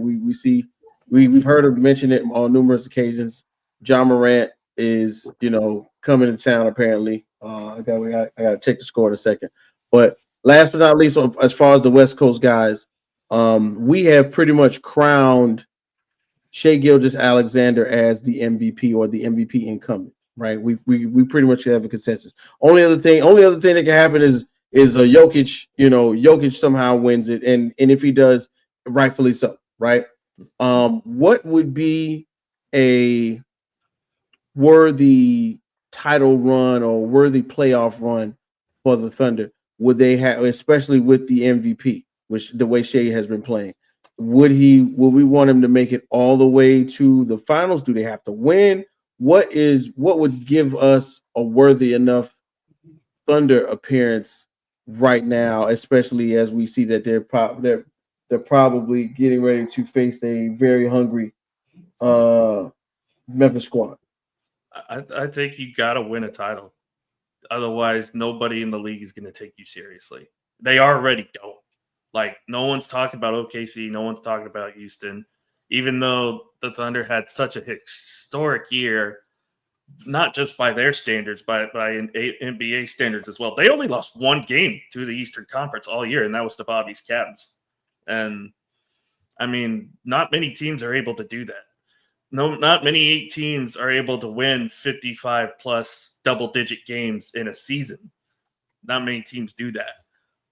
But because of where they're at, because they're in the Western Conference with guys like Steph Curry, LeBron James, Anthony Edwards, all these stars that are in the Western Conference, them, Houston, not getting much love, obviously, from the media because they're smaller market teams.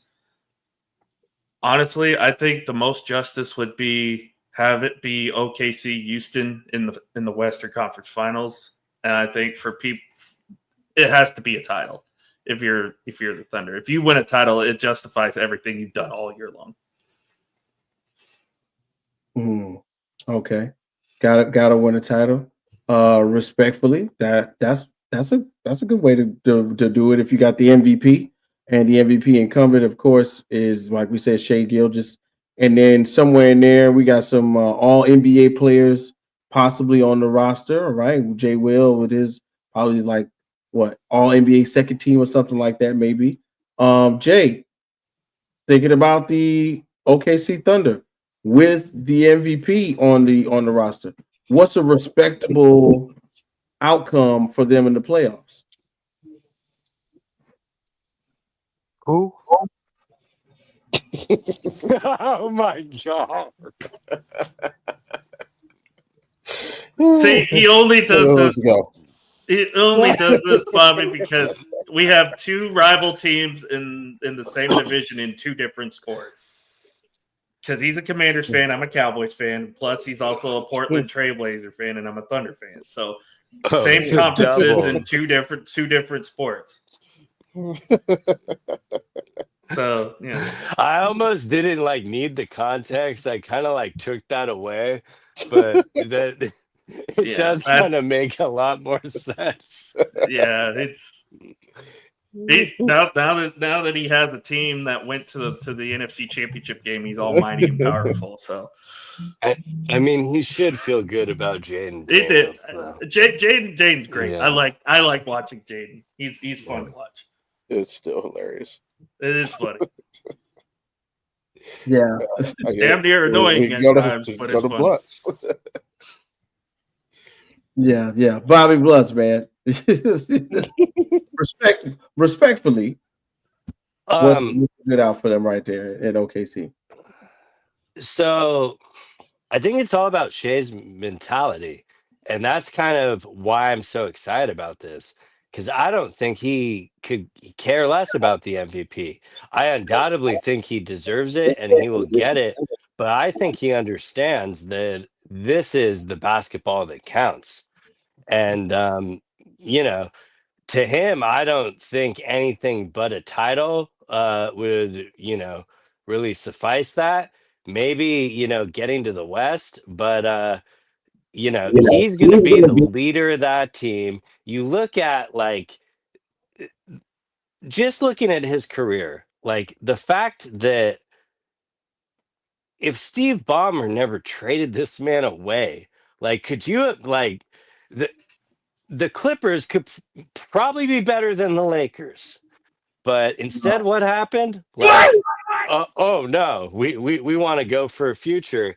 And goddamn, OKC just really landed on their feet. I will always appreciate those old school built OKC teams when they had, KD and Russ. I mean, mainly we saw the finals, so it means a lot to me. But they found a way to get back to that, and that is what this team is. So, though it may be unfair to set those expectations on them, I do think it is either title or bust. Because no one's going to really talk about them, winning the Western Conference or anything. But I could absolutely see them getting to the dance. The question is, are they going to be able to tango once they're actually there? But that is the team that, though they're the 1 seed, I'm so excited to see how they progress and if they can keep playing like a 1 seed. Because I remember the one time Miami was the 1 seed and, there were ups and downs. They kept going, but they at least got to the Eastern Conference Finals. But when you have the best basketball player in the league, and I do think that is what Shea is, unless you're talking about the Joker, that is always going to be the expectation. So it's title or bust, and I'd probably favor them to come out of the West at the moment. And they did it the right way too. You look at it's basically the Golden State model where the Warriors basically brought all their talent in homegrown, aside from, Kevin Durant. But other than that, pretty much every title run that they've had, it's been all their homegrown talent. Draymond Green, Klay Thompson, Steph Curry, all these guys that they brought in through drafting and, trading young players. It literally started with the trade of Paul George to LA for SGA. And that set off they traded another veteran for 5 more draft picks. We're going to trade this guy who's still got 3 or 4 more years in his prime and get 2 or 3 more first round picks. And now they have 13 in the next 3 years. They have 4 first round picks this year, which is insane. So wild. And you've already got, and I said this on Audible earlier tonight, they don't have a starting 5. They have a starting 11. Mm-hmm. Their entire bench you can throw in a game, and they can still outplay most guys' starters.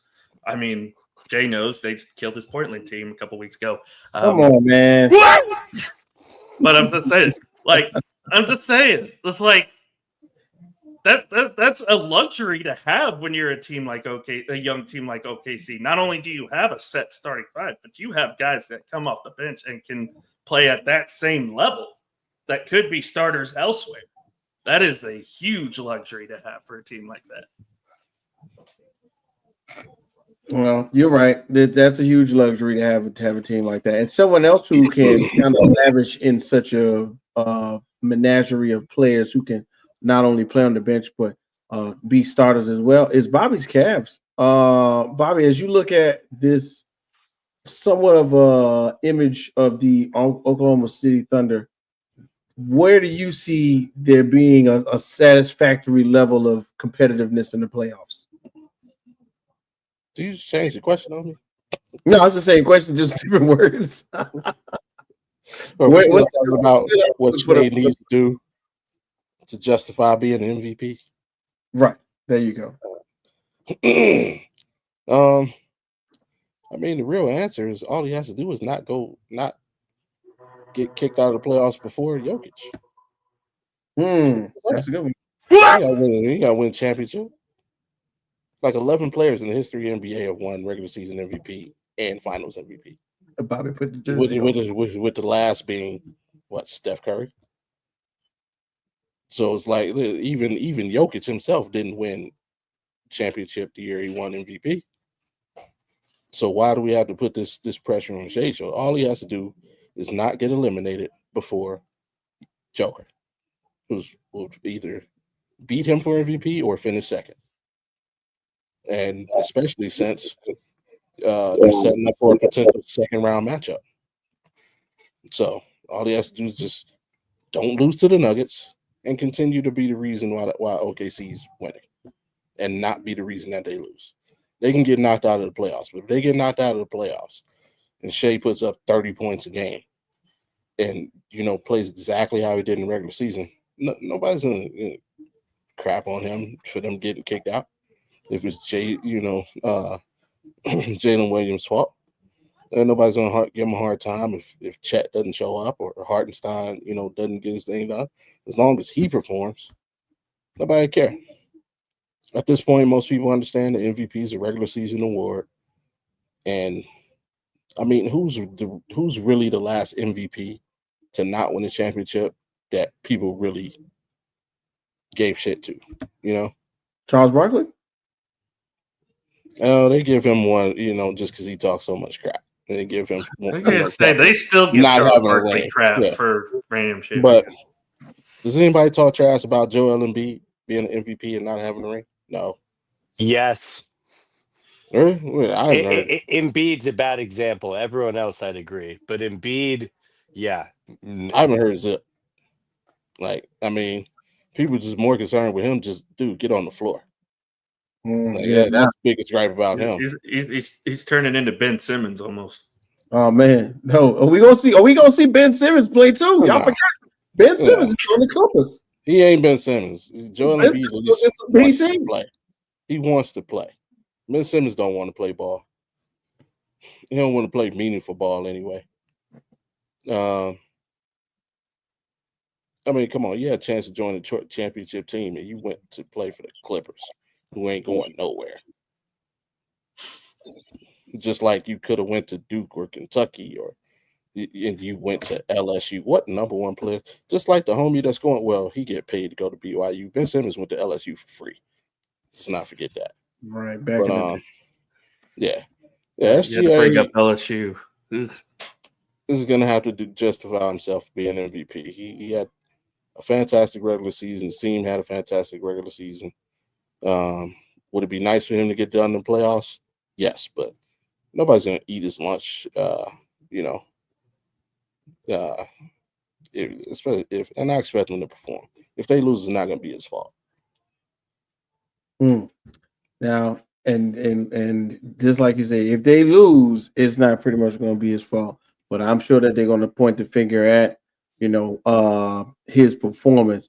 Last but not least, fellas, we're going to take it to the East Coast, take a quick peek at their standpoint, because right now we already know what they got going on.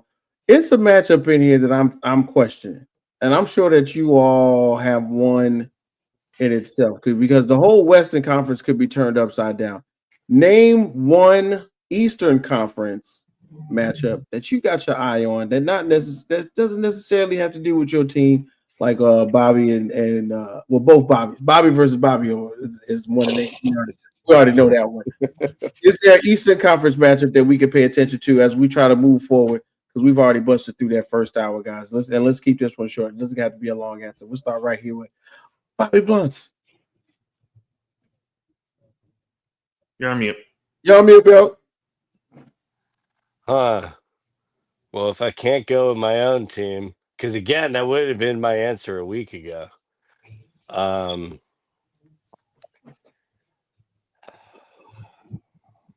It's kind of hard to say because, like, the East is, I would probably have to say Detroit. I easily think they're going to handle the Knicks, whether a gentleman's sweep. I expect them to at least beat them. I've been on record saying that I think the Knicks are the most fraudulent fake contender in the NBA. And, Thibodeau just runs his guys into the ground, and I just don't expect much out of him. I don't mean to talk much shit, but Josh Hart's a great player. I don't think they're going to be able to beat Detroit. And if Detroit beats a team like that, you're really getting going because, like, they're deemed to be like a competitive team. So if you let a young team win against, a team like that, that can really, kickstart them into the next round and stuff. So I'm pretty interested to kind of keep my eye on that series, even though I don't think it will be too much of one. And if they end up, handling the Knicks, I think they're just going to be playing with house money. For sure. Alan, man, good East Coast matchup. Of course, none of these are your teams, so you can pick any one of them. Well, I was gonna say the Knicks and the Pistons, but I'm gonna go a little different. I'm kind of intrigued with your team, Whit, and the Orlando Magic. Orlando Magic. Don't get me wrong. You still got Paolo there. I don't think they're gonna like light the world on fire and force y'all to be in 7 games. But I think if you guys are not ready for this Orlando team, they might throw a couple surprises at you in this series. So I'm kind of intrigued to see what Orlando does in this scenario. You might be right, man. You might be right. Jay, intriguing Eastern Conference matchup. What you got? I'm with the Knicks and Pistons, simply because I wanna see everybody's reaction if the Knicks fail and lose to the Pistons. What will be the narrative? Is it because Thibodeau ran them low, or is it because the Pistons are just that good of a team? To me, that's the most interesting. All right, you might be. Yeah, of course that'll be somebody gonna bring up Thibodeau running them in the ground, right? Bobby G, man. Same question. Eastern Conference. What you thinking? For the first time in his life, Allen is absolutely correct. It's the Magic and the Celtics, but not for the reasons he displayed. Like, the Celtics are gonna murder the Magic. That's just is what it is. But y'all know me. I'm a big fan of keeping that same energy. And last year, we played the Magic in the first round of the playoffs. It went 7 games. We had 3 players who did not finish the Celtic series. You remember Donovan Mitchell missed like the last 3 games. Jared Allen missed the entire Celtic series. Somebody off the bench, I can't remember who, missed like 4 games in that series. Like, they beat us up. They're one of those teams. They don't have the talent of anybody in the playoff, with the exception of Paolo Banchero. Outside of him, there's not a player you would trade anybody on any of your teams for on the Orlando Magic. They make up for that by being overly physical. So I want to see if they come out with that same aggression that they did against us last year. I want to see Paolo take it to Jason Tatum on the block. I want to see him make him work for buckets. I want to see him, be physical on the defensive end. I want to see them take that pound of flesh from the Celtics, and let's see how the Celtics move forward. Man, last year, everybody feels that the Celtics got an easy ride, and starting off with the Magic, this year looks like it could be different. If you look at their path, they caught a lot of injuries last year. Caught a lot of teams that were beat up. This year, you got the Magic are going to be physical. You got a potential Pistons team who's going to be physical. The Knicks, that could be a physical series, and then potentially meeting up with us in the conference finals, or Bucks team, or the Heat. Teams that they're going to take chunks out of you. So let's see if the Celtics can, quote unquote, prove their worth this season, and take their lumps, so to speak, going through the postseason, starting with Orlando. Man, that boy's going down on the Celtics. That's crazy. Yeah, so I'm not gonna do my team. Y'all know we done talked about the Celtics 2-3 times. I can agree with y'all to some degree. I don't think that it's going to be the easiest one, but I think it's going to be the one store. I think that's going to be the matchup to wake up the sleeping giant. But we're gonna have a Porzingis sighting, and then when you see Porzingis start doing his thing, we know it's on. But for me, man, I'm surprised that nobody mentioned this one. I want to see Bucks Pacers, bro. That 4-5 right there. Right now, I think yesterday or the day before, we got some answer to whether or not Dame will be playing. Dame has been taking blood thinners, so he's getting over that deep vein thrombosis. He won't play in game 1 on Saturday, but it's a possibility he will start on Monday. But with that uncertainty level, that just means Tyrese Halliburton gets to run amok. The Pacers of old used to have a breakneck pace with one or two people. Reggie Miller off the screens, Jamal Tinsley on at a later date. Jermaine O'Neal.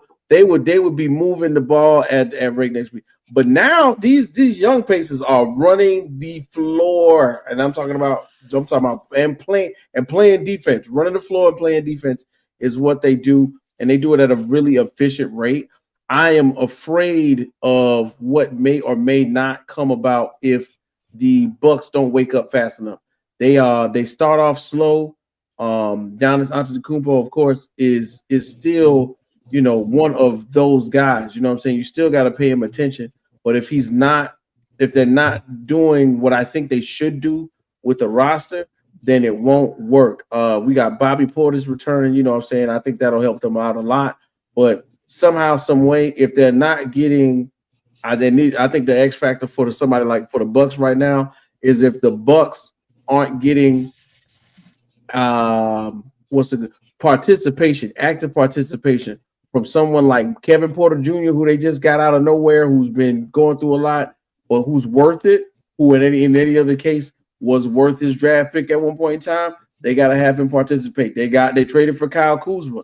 He has to participate. These people must play in order for them to win. But then on the opposite end, on the back end now, you get those Pacers rolling, and somehow, some way, you don't realize that out of nowhere, you got, these guys running down the court, and you got Isaiah Jackson, Quentin Jackson, Benedict Mathurin playing defense, Aaron Naismith, Ben Shepherd, and Obi Toppin, who's been catching, East Bays between the legs in these last couple of games, man, from Tyrese Halliburton. This could be a really tough matchup for the Milwaukee Bucks. And we did see what they did last year. So I'm excited to see the 4-5 matchup right there in the middle as we get into the playoffs. Fellas, man, we pretty much ran through that first half an hour. What we normally do, man. We get that little roll call, get everybody to talk about what they do. So let's go ahead and get into it. AP, Mr. Perales, what's your normal regular schedule programs look like? So we're gonna do Lock It In on Sunday. No Lock It In tomorrow. Normally we have On the Mat on Saturday, but because it is WrestleMania weekend, we did it tonight. Just gonna be watching pretty much WrestleMania weekend all weekend, and then of course Lock It In.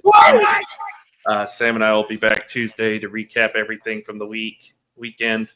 I'm kind of on hiatus now, as I'm sure everybody's aware. I have to get surgery here in a couple months, and work has already put me on leave. So I am enjoying life, trying not to stress out.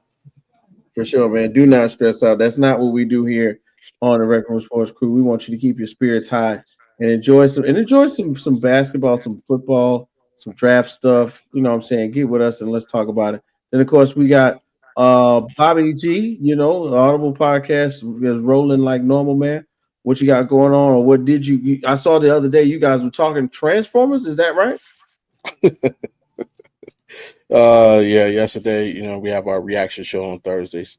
For those who don't know, Universal Studios, California, they have like a live, fully functional Megatron Transformer, and like he just roasts people all day. Wow. Wow. So, you go get your picture taken, and yeah, the dude and he will literally say almost anything. The only thing he won't do is swear. Minus that, he is roasted. He is killing people, bro. So yeah, check out the episode. We watched the video on that. It's hilarious. And of course, on Fridays earlier tonight, we had Alan on. We talked WrestleMania. We talked a little play-in, and we'll be back next Thursday with the reaction. Of course, every Friday with the regular Audible Sports Podcast, where sports meets life and culture.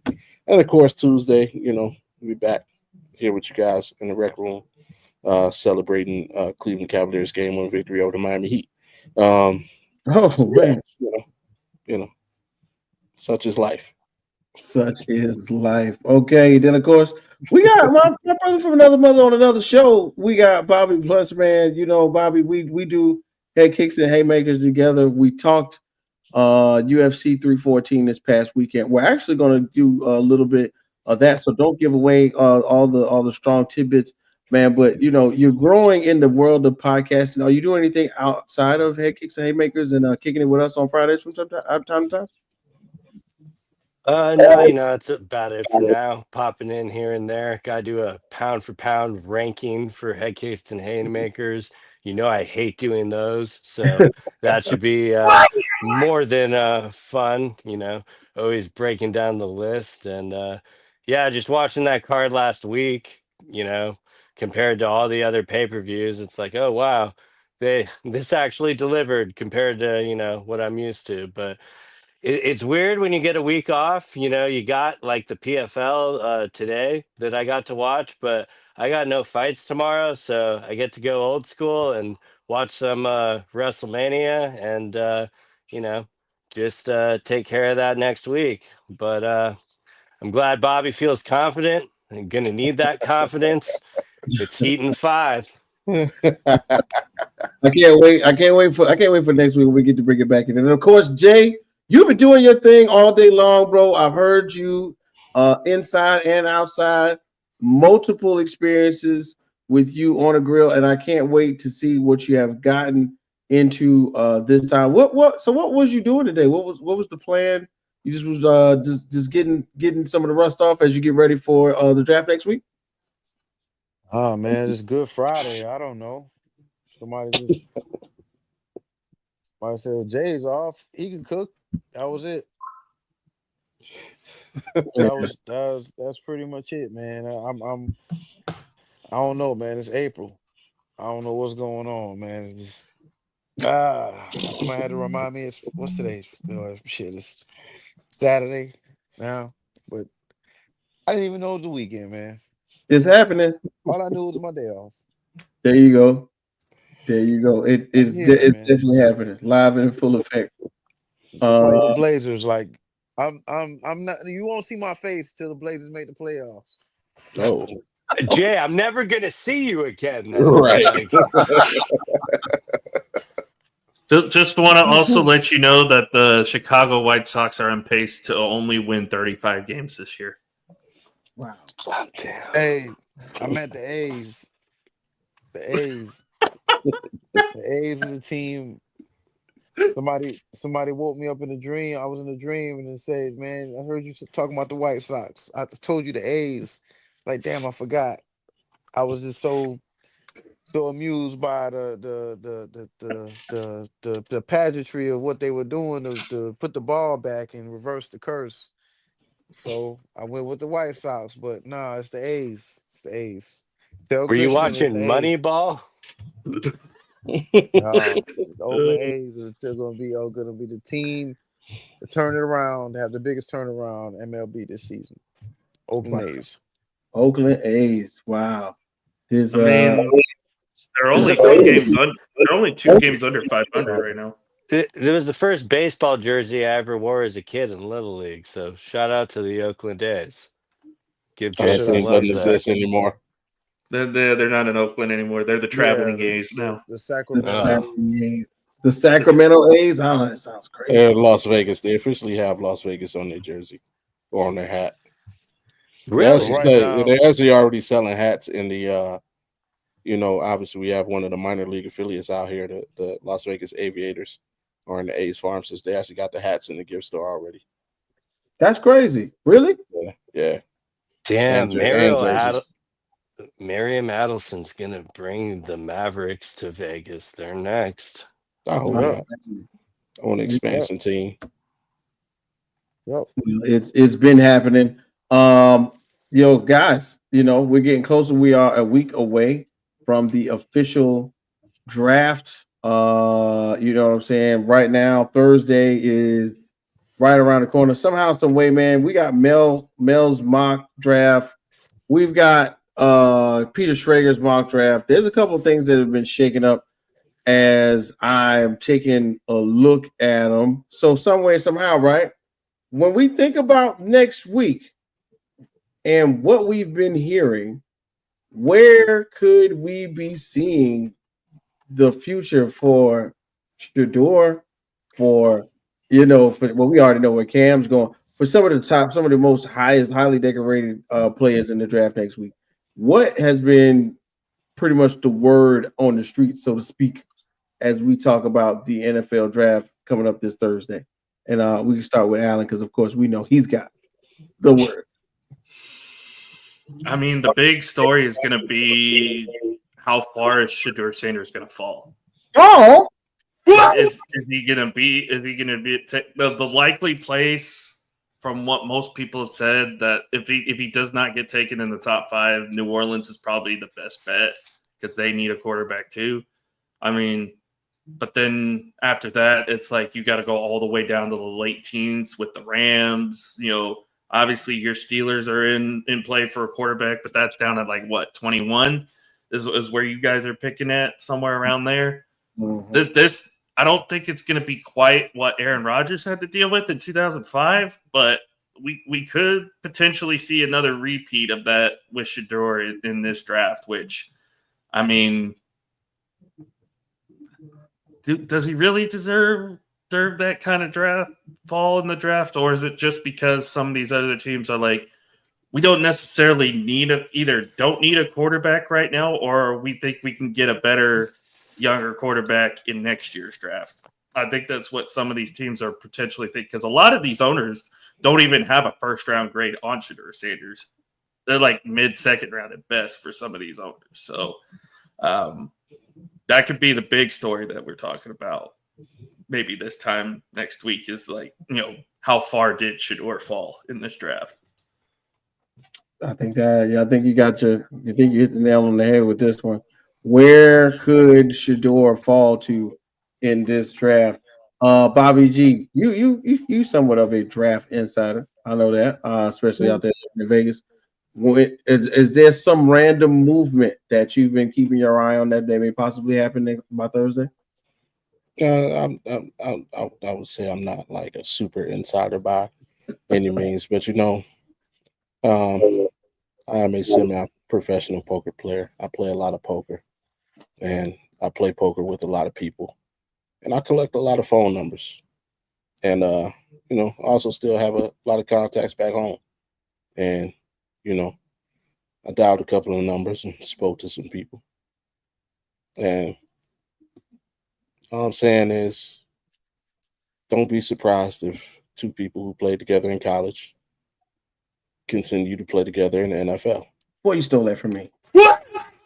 I didn't steal anything. I said it like a month ago. Not on this platform, but I said it. But yeah, I know everybody got up in arms when they heard Jalen Milroe got invited to the draft. People don't forget. Day 2 of the draft is also a primetime event. They do invite people to walk the stage for the second round as well. Mm-hmm, they do. So everybody heard that and lost their mind. Jalen Milroe's going in top 10. No, he's not. The only other thing that like I've kind of constantly heard floating, I'm sure you guys have to as well. It wouldn't be surprised if Jackson Dart is the second quarterback taken. Wow. And that's all I got. That's all I got. Wow. But now, Bobby Blunts, we normally don't come to you for football analysis, but would you have anything on to throw out there in the ether? I got more than enough. I'm glad you asked. So let's rewind back last year. No one thought Michael Penix was going, top 12 or like with the Falcons taking him and stuff. And a lot of the times they can have these guys graded out, but you'll get that owner that calls you and they're just like, fuck your plans. I want a quarterback. And legitimately, so the reason I don't see Shedeur falling too drastically is what Bobby just pointed out there. If he falls enough, there's going to be a certain point where the Giants want to try to trade back up and try to make a move for him.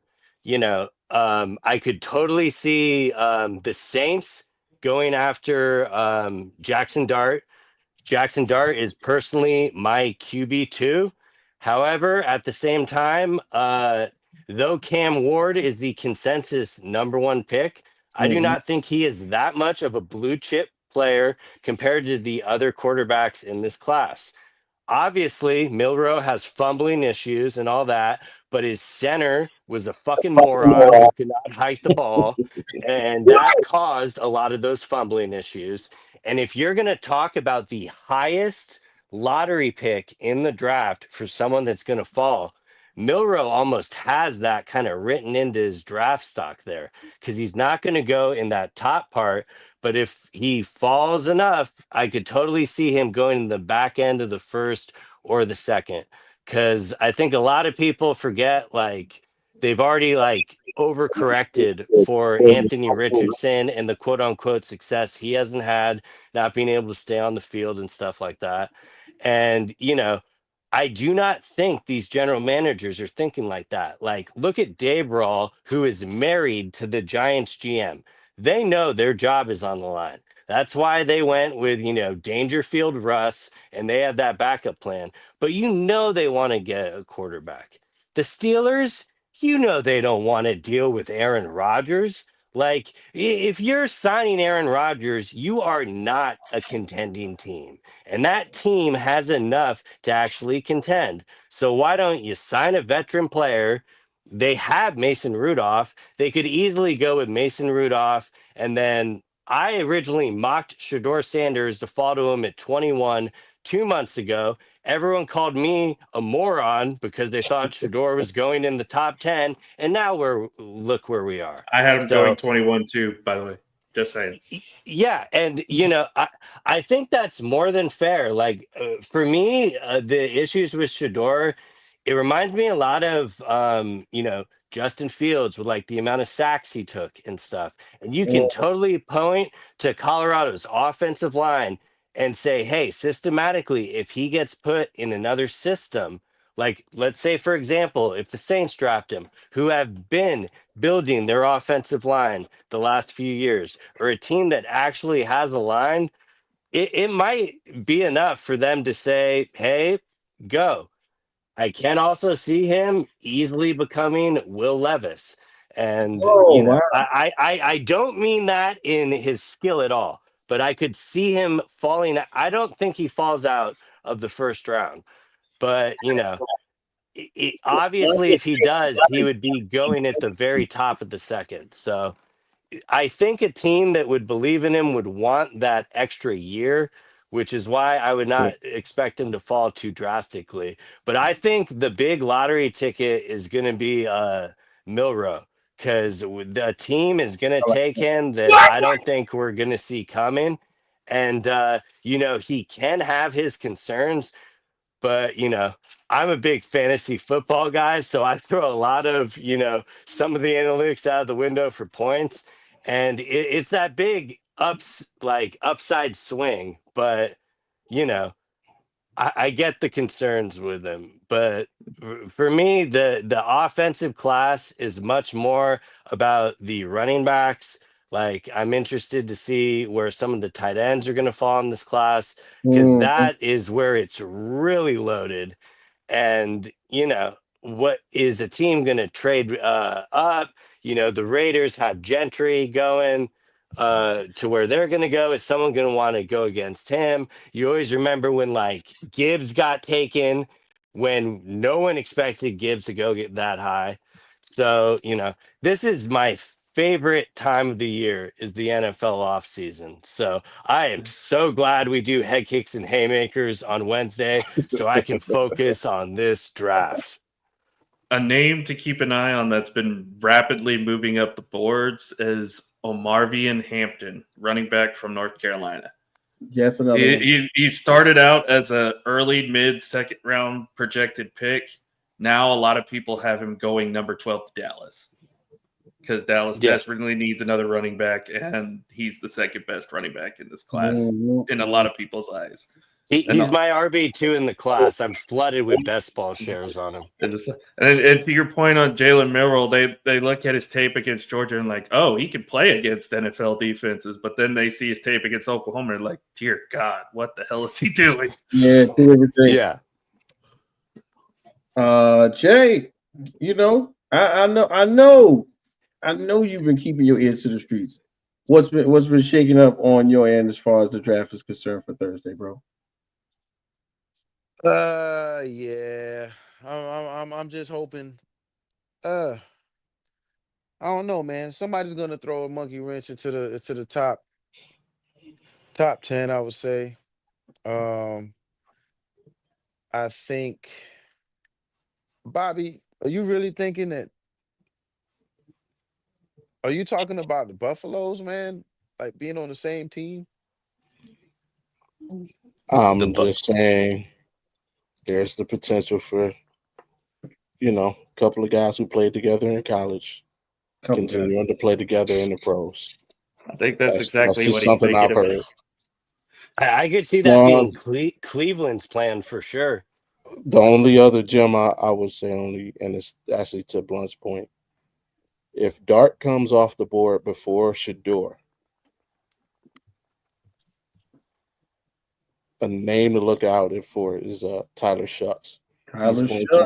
He's going to start to look attractive to a lot of people if Dart comes off the board before Shedeur. Yep, they're gonna want the next one. I like that one. No, but people will. The potential for somebody to trade up to get Shedeur is going to go down if Dart comes off first, because people would rather if Dart comes off first, as picks go by, if Shedeur drops, people will just say, "Hey, we'll just wait till that move up in the early second round and take Shucks." Because a lot of teams are high on that dude. His only concern is injuries, but his injuries aren't like tendon stuff; they're like breaks, which don't concern people as much as muscle tears and tendon tears.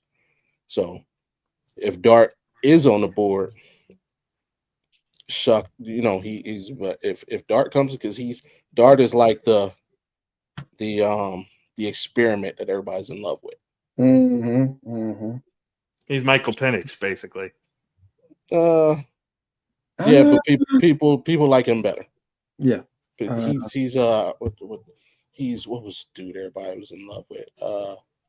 What's my guy from Washington a few years ago? Jake Locker. Jake Locker. Jackson Dart is like Jake Locker. People are just enamored with him. So if he comes off before Shedeur is going to continue to slip, but Tyler Shuck is actually going to move up. As long as Jackson Dart is on the board, Shuck kind of sits back.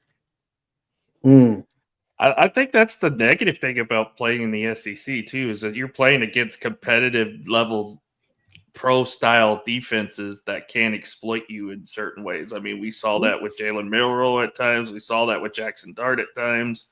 You know, that's the reason why Nico left Tennessee. Well, that and money, but but yeah, that's why nobody really talks unless you're like a Joe Burrow who comes out and just takes the SEC by storm for 1 year. Not many SEC quarterbacks really have success in the NFL if you look at the bigger picture, because a lot of these defenses kind of exploit them a little bit. Yeah, it's weird to see what exactly may come about, because I think you all kind of named several of the points that I was going to add up to. Bobby Blunt's mentioned this year's tight end class. I think this is one of the deeper tight end classes. A lot of people are going, wide receiver is top tier. I think the tight end class this year is, in all honesty, top tier. Right now, of course, where they go, we got Tyler Warren from Penn State, right, pretty much leading the class. Elijah Arroyo is the name I want y'all to look out for. Straight out of the U. Somehow, some way, I think a very slept on 6'5", 250 was blocking guys into the ground, but because of the targets that he was receiving, and the way that Cam Ward was, kind of picking everybody off, I think he's getting a bad look. But on a better team, on a maybe like Carolina Panthers, somewhere in that second round, third round range, I think he definitely makes some noise. Then of course, I think we also hit the nail on the head that second, third running back on the list that day is where I'm kind of in a major quandary, because don't get me wrong, I like Omarion Hampton, but the productivity that we saw from out of like Quinshawn Jenkins and Trayvon Henderson out of Ohio State, it was split up. Okay, we did, but there was lightning and thunder in the NFL. Somebody's going to want a lightning and a thunder. If that was just similar to like how they did in Detroit, and they're going to get one of these two guys is going to slide into that second round early, I think, and not really slide out, because of course if Hampton and Genty are gone, then these are the next two guys we're going to be paying attention to. But then I don't know how to explain it, but I really want to see who picks up Cam Scatterboo, my guy Bo Scatterboo, straight out of Party City. That's right, Arizona State, Ball Hard University. Just ask everybody about him. Of course, this is the guy that you want on your team. Where does he land? I'm talking third round, fourth round. When we get there, is he going to be I don't know what round with, but I can tell you what team I think will end up drafting him. Yeah, what you talking about? What you think? Chicago. You don't think with Ben Johnson? Look at what he had in Detroit. You had Thunder and Lightning with Montgomery and Jahmyr Gibbs. He already has Lightning with DeAndre Swift. Now you just need Thunder. Go get Cam Scatterboo. Listen, you may have a point with that one. I mean, you want to have that two-headed monster. You might have to go get one out of the draft. I mean, it's set up for, and in that case, it's set up for success right now in Chicago, and we're looking forward to seeing what it looks like, especially when the draft is going down. Gentlemen, man, it's happening right Yeah. before our very eyes, man. It Thursday. It'll be here. He's gonna be Yeah, a I could steal. see Detroit drafting 2 running backs because we've literally seen Ben Johnson send Swift's ass to a different state. So this class is so deep. I could not rule out Chicago taking 2. Initially I thought maybe they did a good job at rebuilding their offensive line through free agency, that they might use that luxury pick. But with it, so like that's kind of the argument against Gentry, is the class is so deep. It's, will you use your lower picks to get some of these guys? But Scatterboo is like one of my favorite. It's really hard to call him a sleeper, but I do think like there's going to be an NFL coordinator that sees him as like, yeah, get him on my team. Like all you have to do is just show one game, playoff game against Texas. That's all you need to know about Cam Scatterboo. That's really all you need to know. Just show that playoff game against Texas. I watched that whole game, I will say this about Genty. There is talks that he gets picked at 6 by Vegas, but if the Raiders pass up on him, I think he lands in Chicago. Yeah, if the Raiders pick him at 6, then he's doing that thing where everybody will have pretty much a fit, because he's going to be resetting that running back market once and again. if he passes both teams, I'll just say thank you, because he's going to be wearing a star in his helmet. So. If I was the Raiders, I'd be trying to move that pick to Chicago. If they're, because a running back would be great for them, but I don't know. I don't really think they're like one pick away. So if you could get a little bit plus, why not take it? And another, I think it might be high, but it would not shock me at all if the Cowboys took a swing and went for like Ted McMillan or something like that, because they like technically need a second receiver, and the running back class is deep enough to where I actually have them pick. It's either going to be Ted or Matthew Golden. I actually have them picking wide receiver at 12. Yeah, no, I could see either of them for him for sure. I don't like to give credit to the Cowboys, but at the same time, I can understand like the thought process, and they need like that pick they're at. That's the sweet spot to get those positions. So I also wouldn't rule out a tight end though for them either. Like they need playmakers. Yeah, they need, and they have the luxury because they revamped their defense. They actually did something in the offseason, which I'm shocked by. They revamped their defense, which is nice. I like the moves that they made. So yeah, go get some offensive talent in the draft for sure. Go get some offensive talent in the draft for sure. Yep. One question for everyone here: like, does everyone here rank Travis Hunter as a wide receiver? Because like personally for me, even though we don't know he's going to play full time, he's my wide receiver 1, like in a tier above McMillan. He's a football player. Yeah, remember when you used to play NCAA back in 2024, and it just athlete. Yeah, just HH for that guy right there. And in all honesty, I don't think, and I'm not downplaying anything you can do. I think even if you draft him, I don't want him to be our number 1 wide receiver. No, I want him to be 2 or 3 and surprise the shit. Your second or third best corner in that nickel package is not handling him, and that's what I want. I was gonna say, I think neither as a cornerback or as a wide receiver, he's not even ranked. I think he's like ranked 3rd or 4th in both. Mm-hmm. But because he can play both, and because he can play both at a high level, that's why he's ranked so high. It's because of the fact that he can play both corner and wide receiver. And he's number 1 in both. He's literally the number 1 ranked receiver in this draft class, and the number 1 ranked corner. Yeah, I definitely see him at corner. But yeah, it's tough. Like, he's the only player in the NCAA this season that was top 5 in the 3 major categories. He almost won the Triple Crown.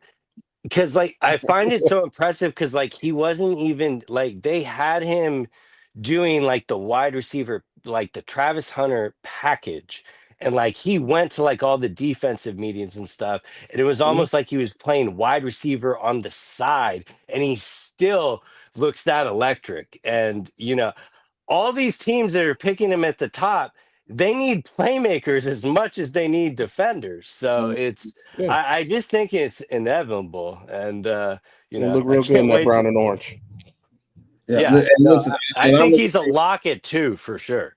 and I'm gonna say this, and we're gonna go to Jay to kind of close this one out. I saw Steve Smith say something on TikTok that I thought was really prolific. To say that Travis Hunter went to Colorado, and of course playing two different positions, he went and kind of digested an offensive playbook, which probably is being that they are running the offense that they were running, is probably a bit extensive. You know what I mean? But then to go somewhere down there and swallow a defensive playbook as well, digest it, be ready to call out different coverages and so forth.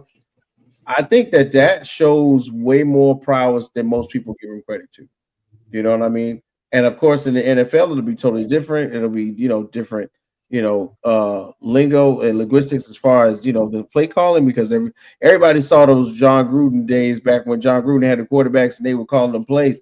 Those plays were long, but the idea of him being that intelligent to digest both, I think is best quality that nobody really talks about. Of course, he's athletic. Of course, he can play corner. Of course, he can play wide receiver.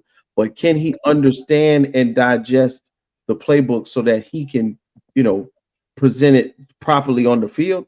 That's what I think he's going to be way better at than most people expect. I can somewhat answer that for you. Obviously, since most people think we're going to take him at 2. A show that I watch in the morning, not a Cleveland-based show, but one of the guys that is frequently on the show as a co-host, Tyvis Powell. He played DB in the NFL. Started out in Seattle, bounced around. But they asked him basically what you just said, like, where it's important. And he said, basically his week will look like he'll spend most of his time in offensive meetings. Because just like you said, terminology and just the communication, the different sets, what plays may be used, is going to be more information to digest offensively. He said he'll only need to spend like a day or two in the defensive meeting room, because he can literally go out on the field, turn to the safety, say, what coverage are we in? And be like, he's like, there's only 4 or 5 coverages that like we're going to do. You're either in man or you're in zone. And even at that, you play corner. He's probably going to be on the inside. So you're either going to be covering the flat, you're going to be covering like, deep curl over the middle. So there's like literally 5 things he may do on defense. So like, it's not, he was saying people are just making it a bigger deal than it needs to. The bigger point is he physically going to be able to do it? That's the only thing. Is he physically going to be able to do it? It's like he has the ability to do it. Is he going to be able to do it consistently at the NFL level? He's like mentally, he's like that's going to be no problem. But it's just it's all physical. Can he physically do it? Can he play 80 to 100 snaps a game? Well, I mean, we're looking forward to seeing that. And of course, to close it out, we got Jay from Rec Room, who's gonna, I think he's got some plans for next week. You know what I'm saying? He's got the grill going this way. I heard Jay got some plans. Jay, what you got planned for next Thursday, man, as we try to, put some coverage together for the draft, bro?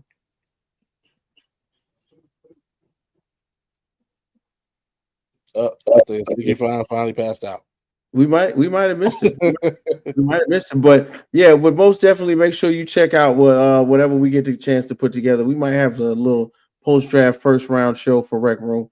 Of course, all of you guys are invited, most definitely, as we recuperate from the excitement of watching the first round of the NFL draft, man. And then last but not least, fellas, of course, we're just going to go into it really quickly. We got Bobby Blunts on the show. We got Bobby G on the show. We got me. We might as well talk a little UFC. And last week we had UFC 314, Paddy the Baddy and Volk's return. Real quick, guys. Somehow, some way, it was an interesting thing to see, Iron Mike Chandler get tossed apart, and then see the return of Alexander Volkanovski against tough top tier competition, man. So I'm gonna go ahead and give it to my co-host, bro. Bobby Blunt said this. You know what I'm saying? As we saw UFC 314, man, what was your observations for the co-main and main? I mean, as far as the main event goes, it was more or less kind of what I thought we were getting. I thought it was going to be a y'all must have forgot moment for Alexander Volkanovski. And more or less, aside from stepping out for one moment and getting dropped, he kind of did that. He had Diego biting on every single feint. He was going first and third. And, he was just controlling the fight. I know a lot of people saw it saying, "Oh, Volk just ran away for 25 minutes." He really didn't. He outclassed Diego. I was really shocked that Diego's team was not able to make real-time adjustments because he just kept walking forward and Volk just kept touching him up. I thought Volkanovski's takedowns were going to be the reason he was going to be able to win the fight. And, he landed one takedown. Diego did a good job at, stopping the takedown. But this is so rare when a fighter at this age loses his title and is able to get back and win the title.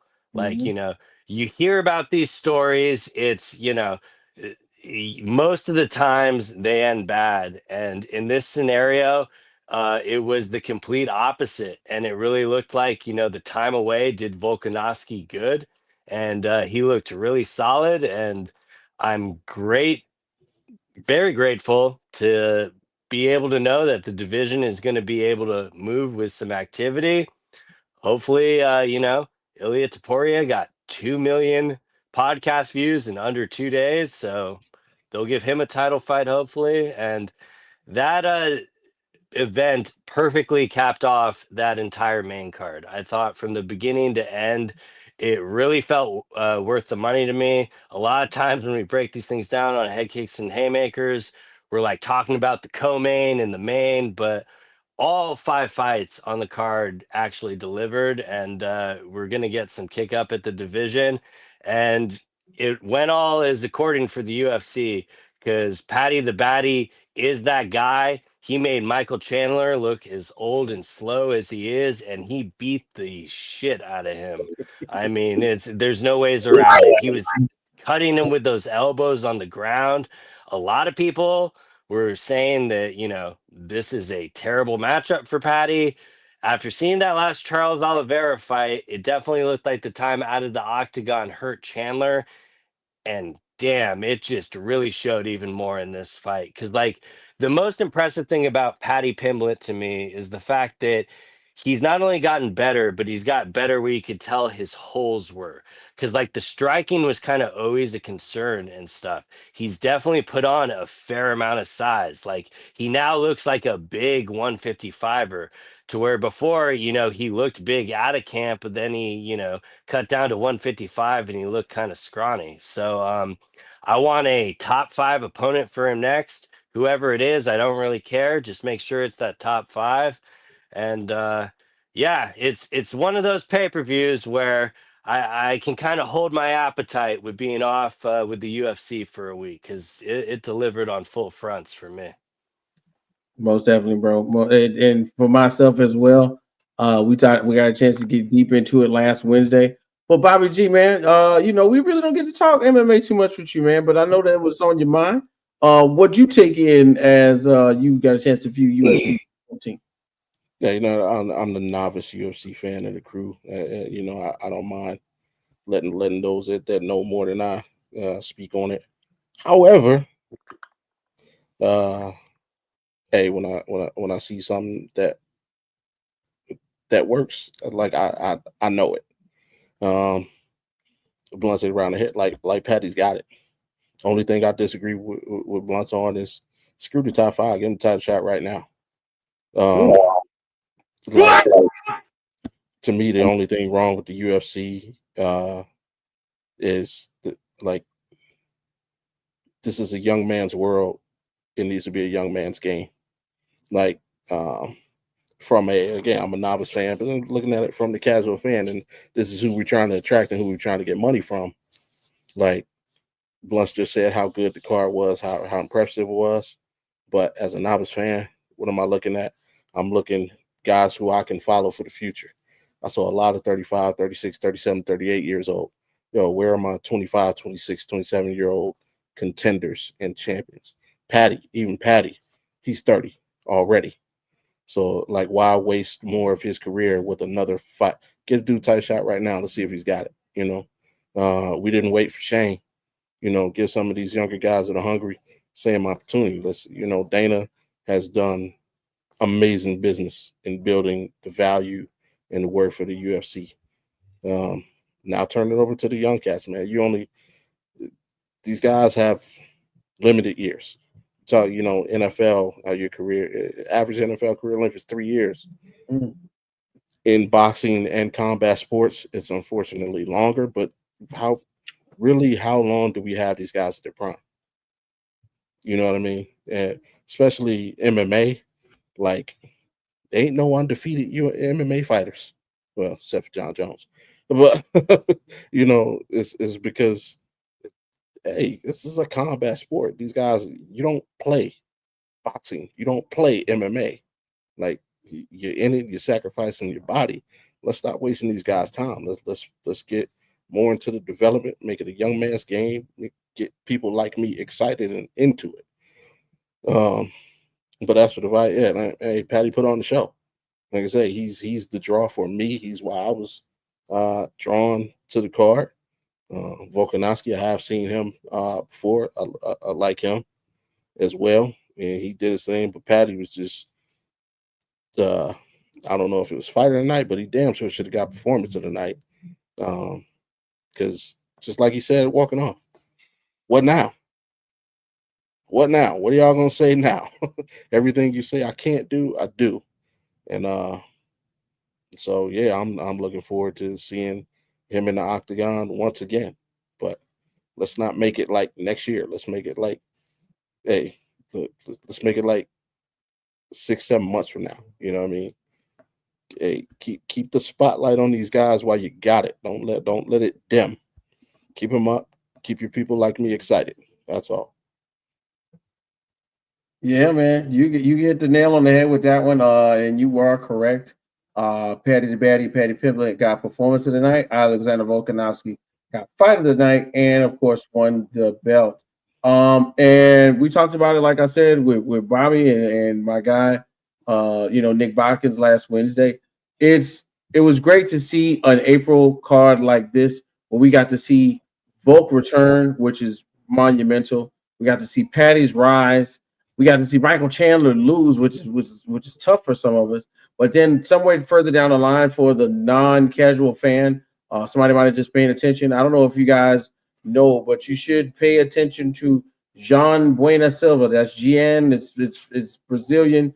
He looks unsuspecting. He's in that fight camp called the Fighting Nerds, and he took complete advantage of Bryce Mitchell. And when I say complete advantage, Bryce Mitchell's name is Thug Nasty. He looked like regular human after we were all finished. He's no longer Thug Nasty. You can't call him Thug Nasty anymore. He has to be something. No, he's just regular old Bryce for the rest of his life after that type of beating. But yeah, you guys hit the nail on the head. For me, if we were to put Paddy the Baddy in something right now, today, tomorrow, you give me money. I'm excited. You're excited. I want to keep the excitement. And this is just because we get to talk about this a lot. We want to keep the excitement level going in the UFC. And oftentimes the UFC has a tendency of sticking guys in there just because of the rankings and not because of how the fight will look once they get in there. So for my money right now, Paddy Pimblett just got finished doing the do. I'm proud of him. I want to see him do better. But at the same time, I don't want to see him in no book whack, boring fight. I really don't. I do not. So I want to see, if you look him up, I want to see Paddy Pimblett against Dan Hooker, who's right there at 6. That would be exciting to me. We jump up a little further. I'll go as far as 3 and say Justin Gaethje. I want to see him do something exciting in the ring with someone who also is exciting. Do not have me watch a snooze fest. Charles Oliveira, that's going to be a grapple fest. Somebody's going to get on somebody's back. It's going to be a lot of laying on the ground. I'm not really interested in that. Although, as a fan, I'll watch it. I'm what we say? What we say? Bobby Bloods. We'll watch it now. We will watch some of the back jockeying. We will do it. But that is I'm sick. That's the one I want. Yeah. Good, Oliveira. Yeah, I think it. But somewhere in there, I feel like that. But now we've seen enough. I've seen enough of Paddy's ground game to say, look, if he's going to get in there with Oliveira, it may be worth it. But Oliveira's ground game is so high up, I am afraid that it'll turn into a back riding competition, and it won't be. I don't know though, because honestly, the thing that impressed me most about his entire performance was his poise. Like he didn't panic at all. Yeah, no. Even when he got his back taken, like he didn't panic at all. He stuck with his game plan, trusted his training, and got the job done. So I don't know, man. Dude Bronx may not be able to do the. He might not. Might not. He might not. You have a strong point, but Oliveira's a different animal on the. He is. I like him. To piggyback onto Bobby's point, though, like what I wanted to point out, and I love the perspective of like the casual fan of like what's going to draw you in and like what's going to catch your attention, and what I absolutely like. This is the answer to me why this is the fight that has to be made with Ilia Topuria and Islam Makhachev, because they make that fight, and then the Paddy fight, Paddy and Ilya have heat. And if there is a scenario to where Paddy and Ilya fight, that fight is going to feel so big because of the bigger fan bases that they bring in from the people that don't regularly watch it. And, they have, already the kind of side beef that they had at the press conference. And when that was first like suggested, like a year or two back, I was saying you can't do that to Paddy. Like that is like promotional malpractice. Well, guess what? I can't say that shit anymore because Paddy definitely showed me on Saturday that he belongs. So, it would not shock me at all if they go right to the top. I definitely get Bobby's point in saying just give him the title shot. But that would be the dollar signs thinking for sure, so I can't argue with it. I personally, the reason I think I want to see like an Oliveira fight or a Gaethje fight is because I absolutely think he can win that fight. Yes. And, it's just going to be one more, like having that test on your resume before you fight the pound for pound best in the world in Islam Makhachev. I mean, that's going to come in handy in a 25-minute fight. Most definitely, man. And we're looking forward to seeing what comes next for both Alexander the Great Volkanovski and Paddy Pimblett going forward in the UFC. Alan, don't be afraid. Next time we got to get you involved in some UFC too, bro. But no worries, man. Hey, look, guys, I think we did great today. I think everybody that came up, hung out with us. I think Jay has, taken a sabbatical from off of the grill. I think he put his phone down, so it's all good. We'll catch back up with Jay on the MIC. I do want to give an update. I just saw this an update on Rey Mysterio. It's likely that he is going to miss WrestleMania. Oh my God! The two, from what I'm hearing, he's either going to be replaced by Rey Fenix. Or they're going to scrap that match entirely and put. Oh my God! No, they're not going to scrap that match. Or put what they were going to do next Friday, which is the SmackDown Tag Team Title match, which is a tables, ladders, and chairs match. TLC match. They were going to do it next Friday, but there's a chance that they can move that on to WrestleMania after what happened today. Triple H calls your phone right now, and Stephanie McMahon is in the background. You show up ready to wrestle. It's WrestleMania. Make a name for yourself. That's it. No questions asked. I will say it would be cool to see Rey Fenix on a WrestleMania card after Rey Fenix, 2 weeks. After being with the company for 2 weeks. So, Give me by the Randy. way, do it though. oh, by the way, Do it. you go to Or WrestleMania, have a match. There you go. Have fun. Where's Give my me guy? Randy Orton versus Maven. Yeah. Where's my guy Trick Jackson at from NXT, dog? I'm trying to see more Trick. Nobody else? Okay. All right. Anyway, so there it goes, man. Ladies and gentlemen, it's been a wonderful episode of Rec Room Sports. We got Audible Bobby G. Thanks, Audible Bobby G, for popping up, showing up like you always do, man. Bobby G, did you want to throw a slice of life at the end of the joint? Oh, Bobby G may not be. So let's go ahead and keep it going. Alan, man, once again, thanks for coming in. I'm excited to see that analysis from on the mat and hear what you got to say as WrestleMania. And then, of course, Bobby Blunts, man, we appreciate you for coming in and hanging out with the gang, whether it's on the Rec Room show or in the Hoop, bro. You are always welcome. And then, of course, for Jada MIC and your boy K Whit, your mama's #1 draft pick, we up out of here, man.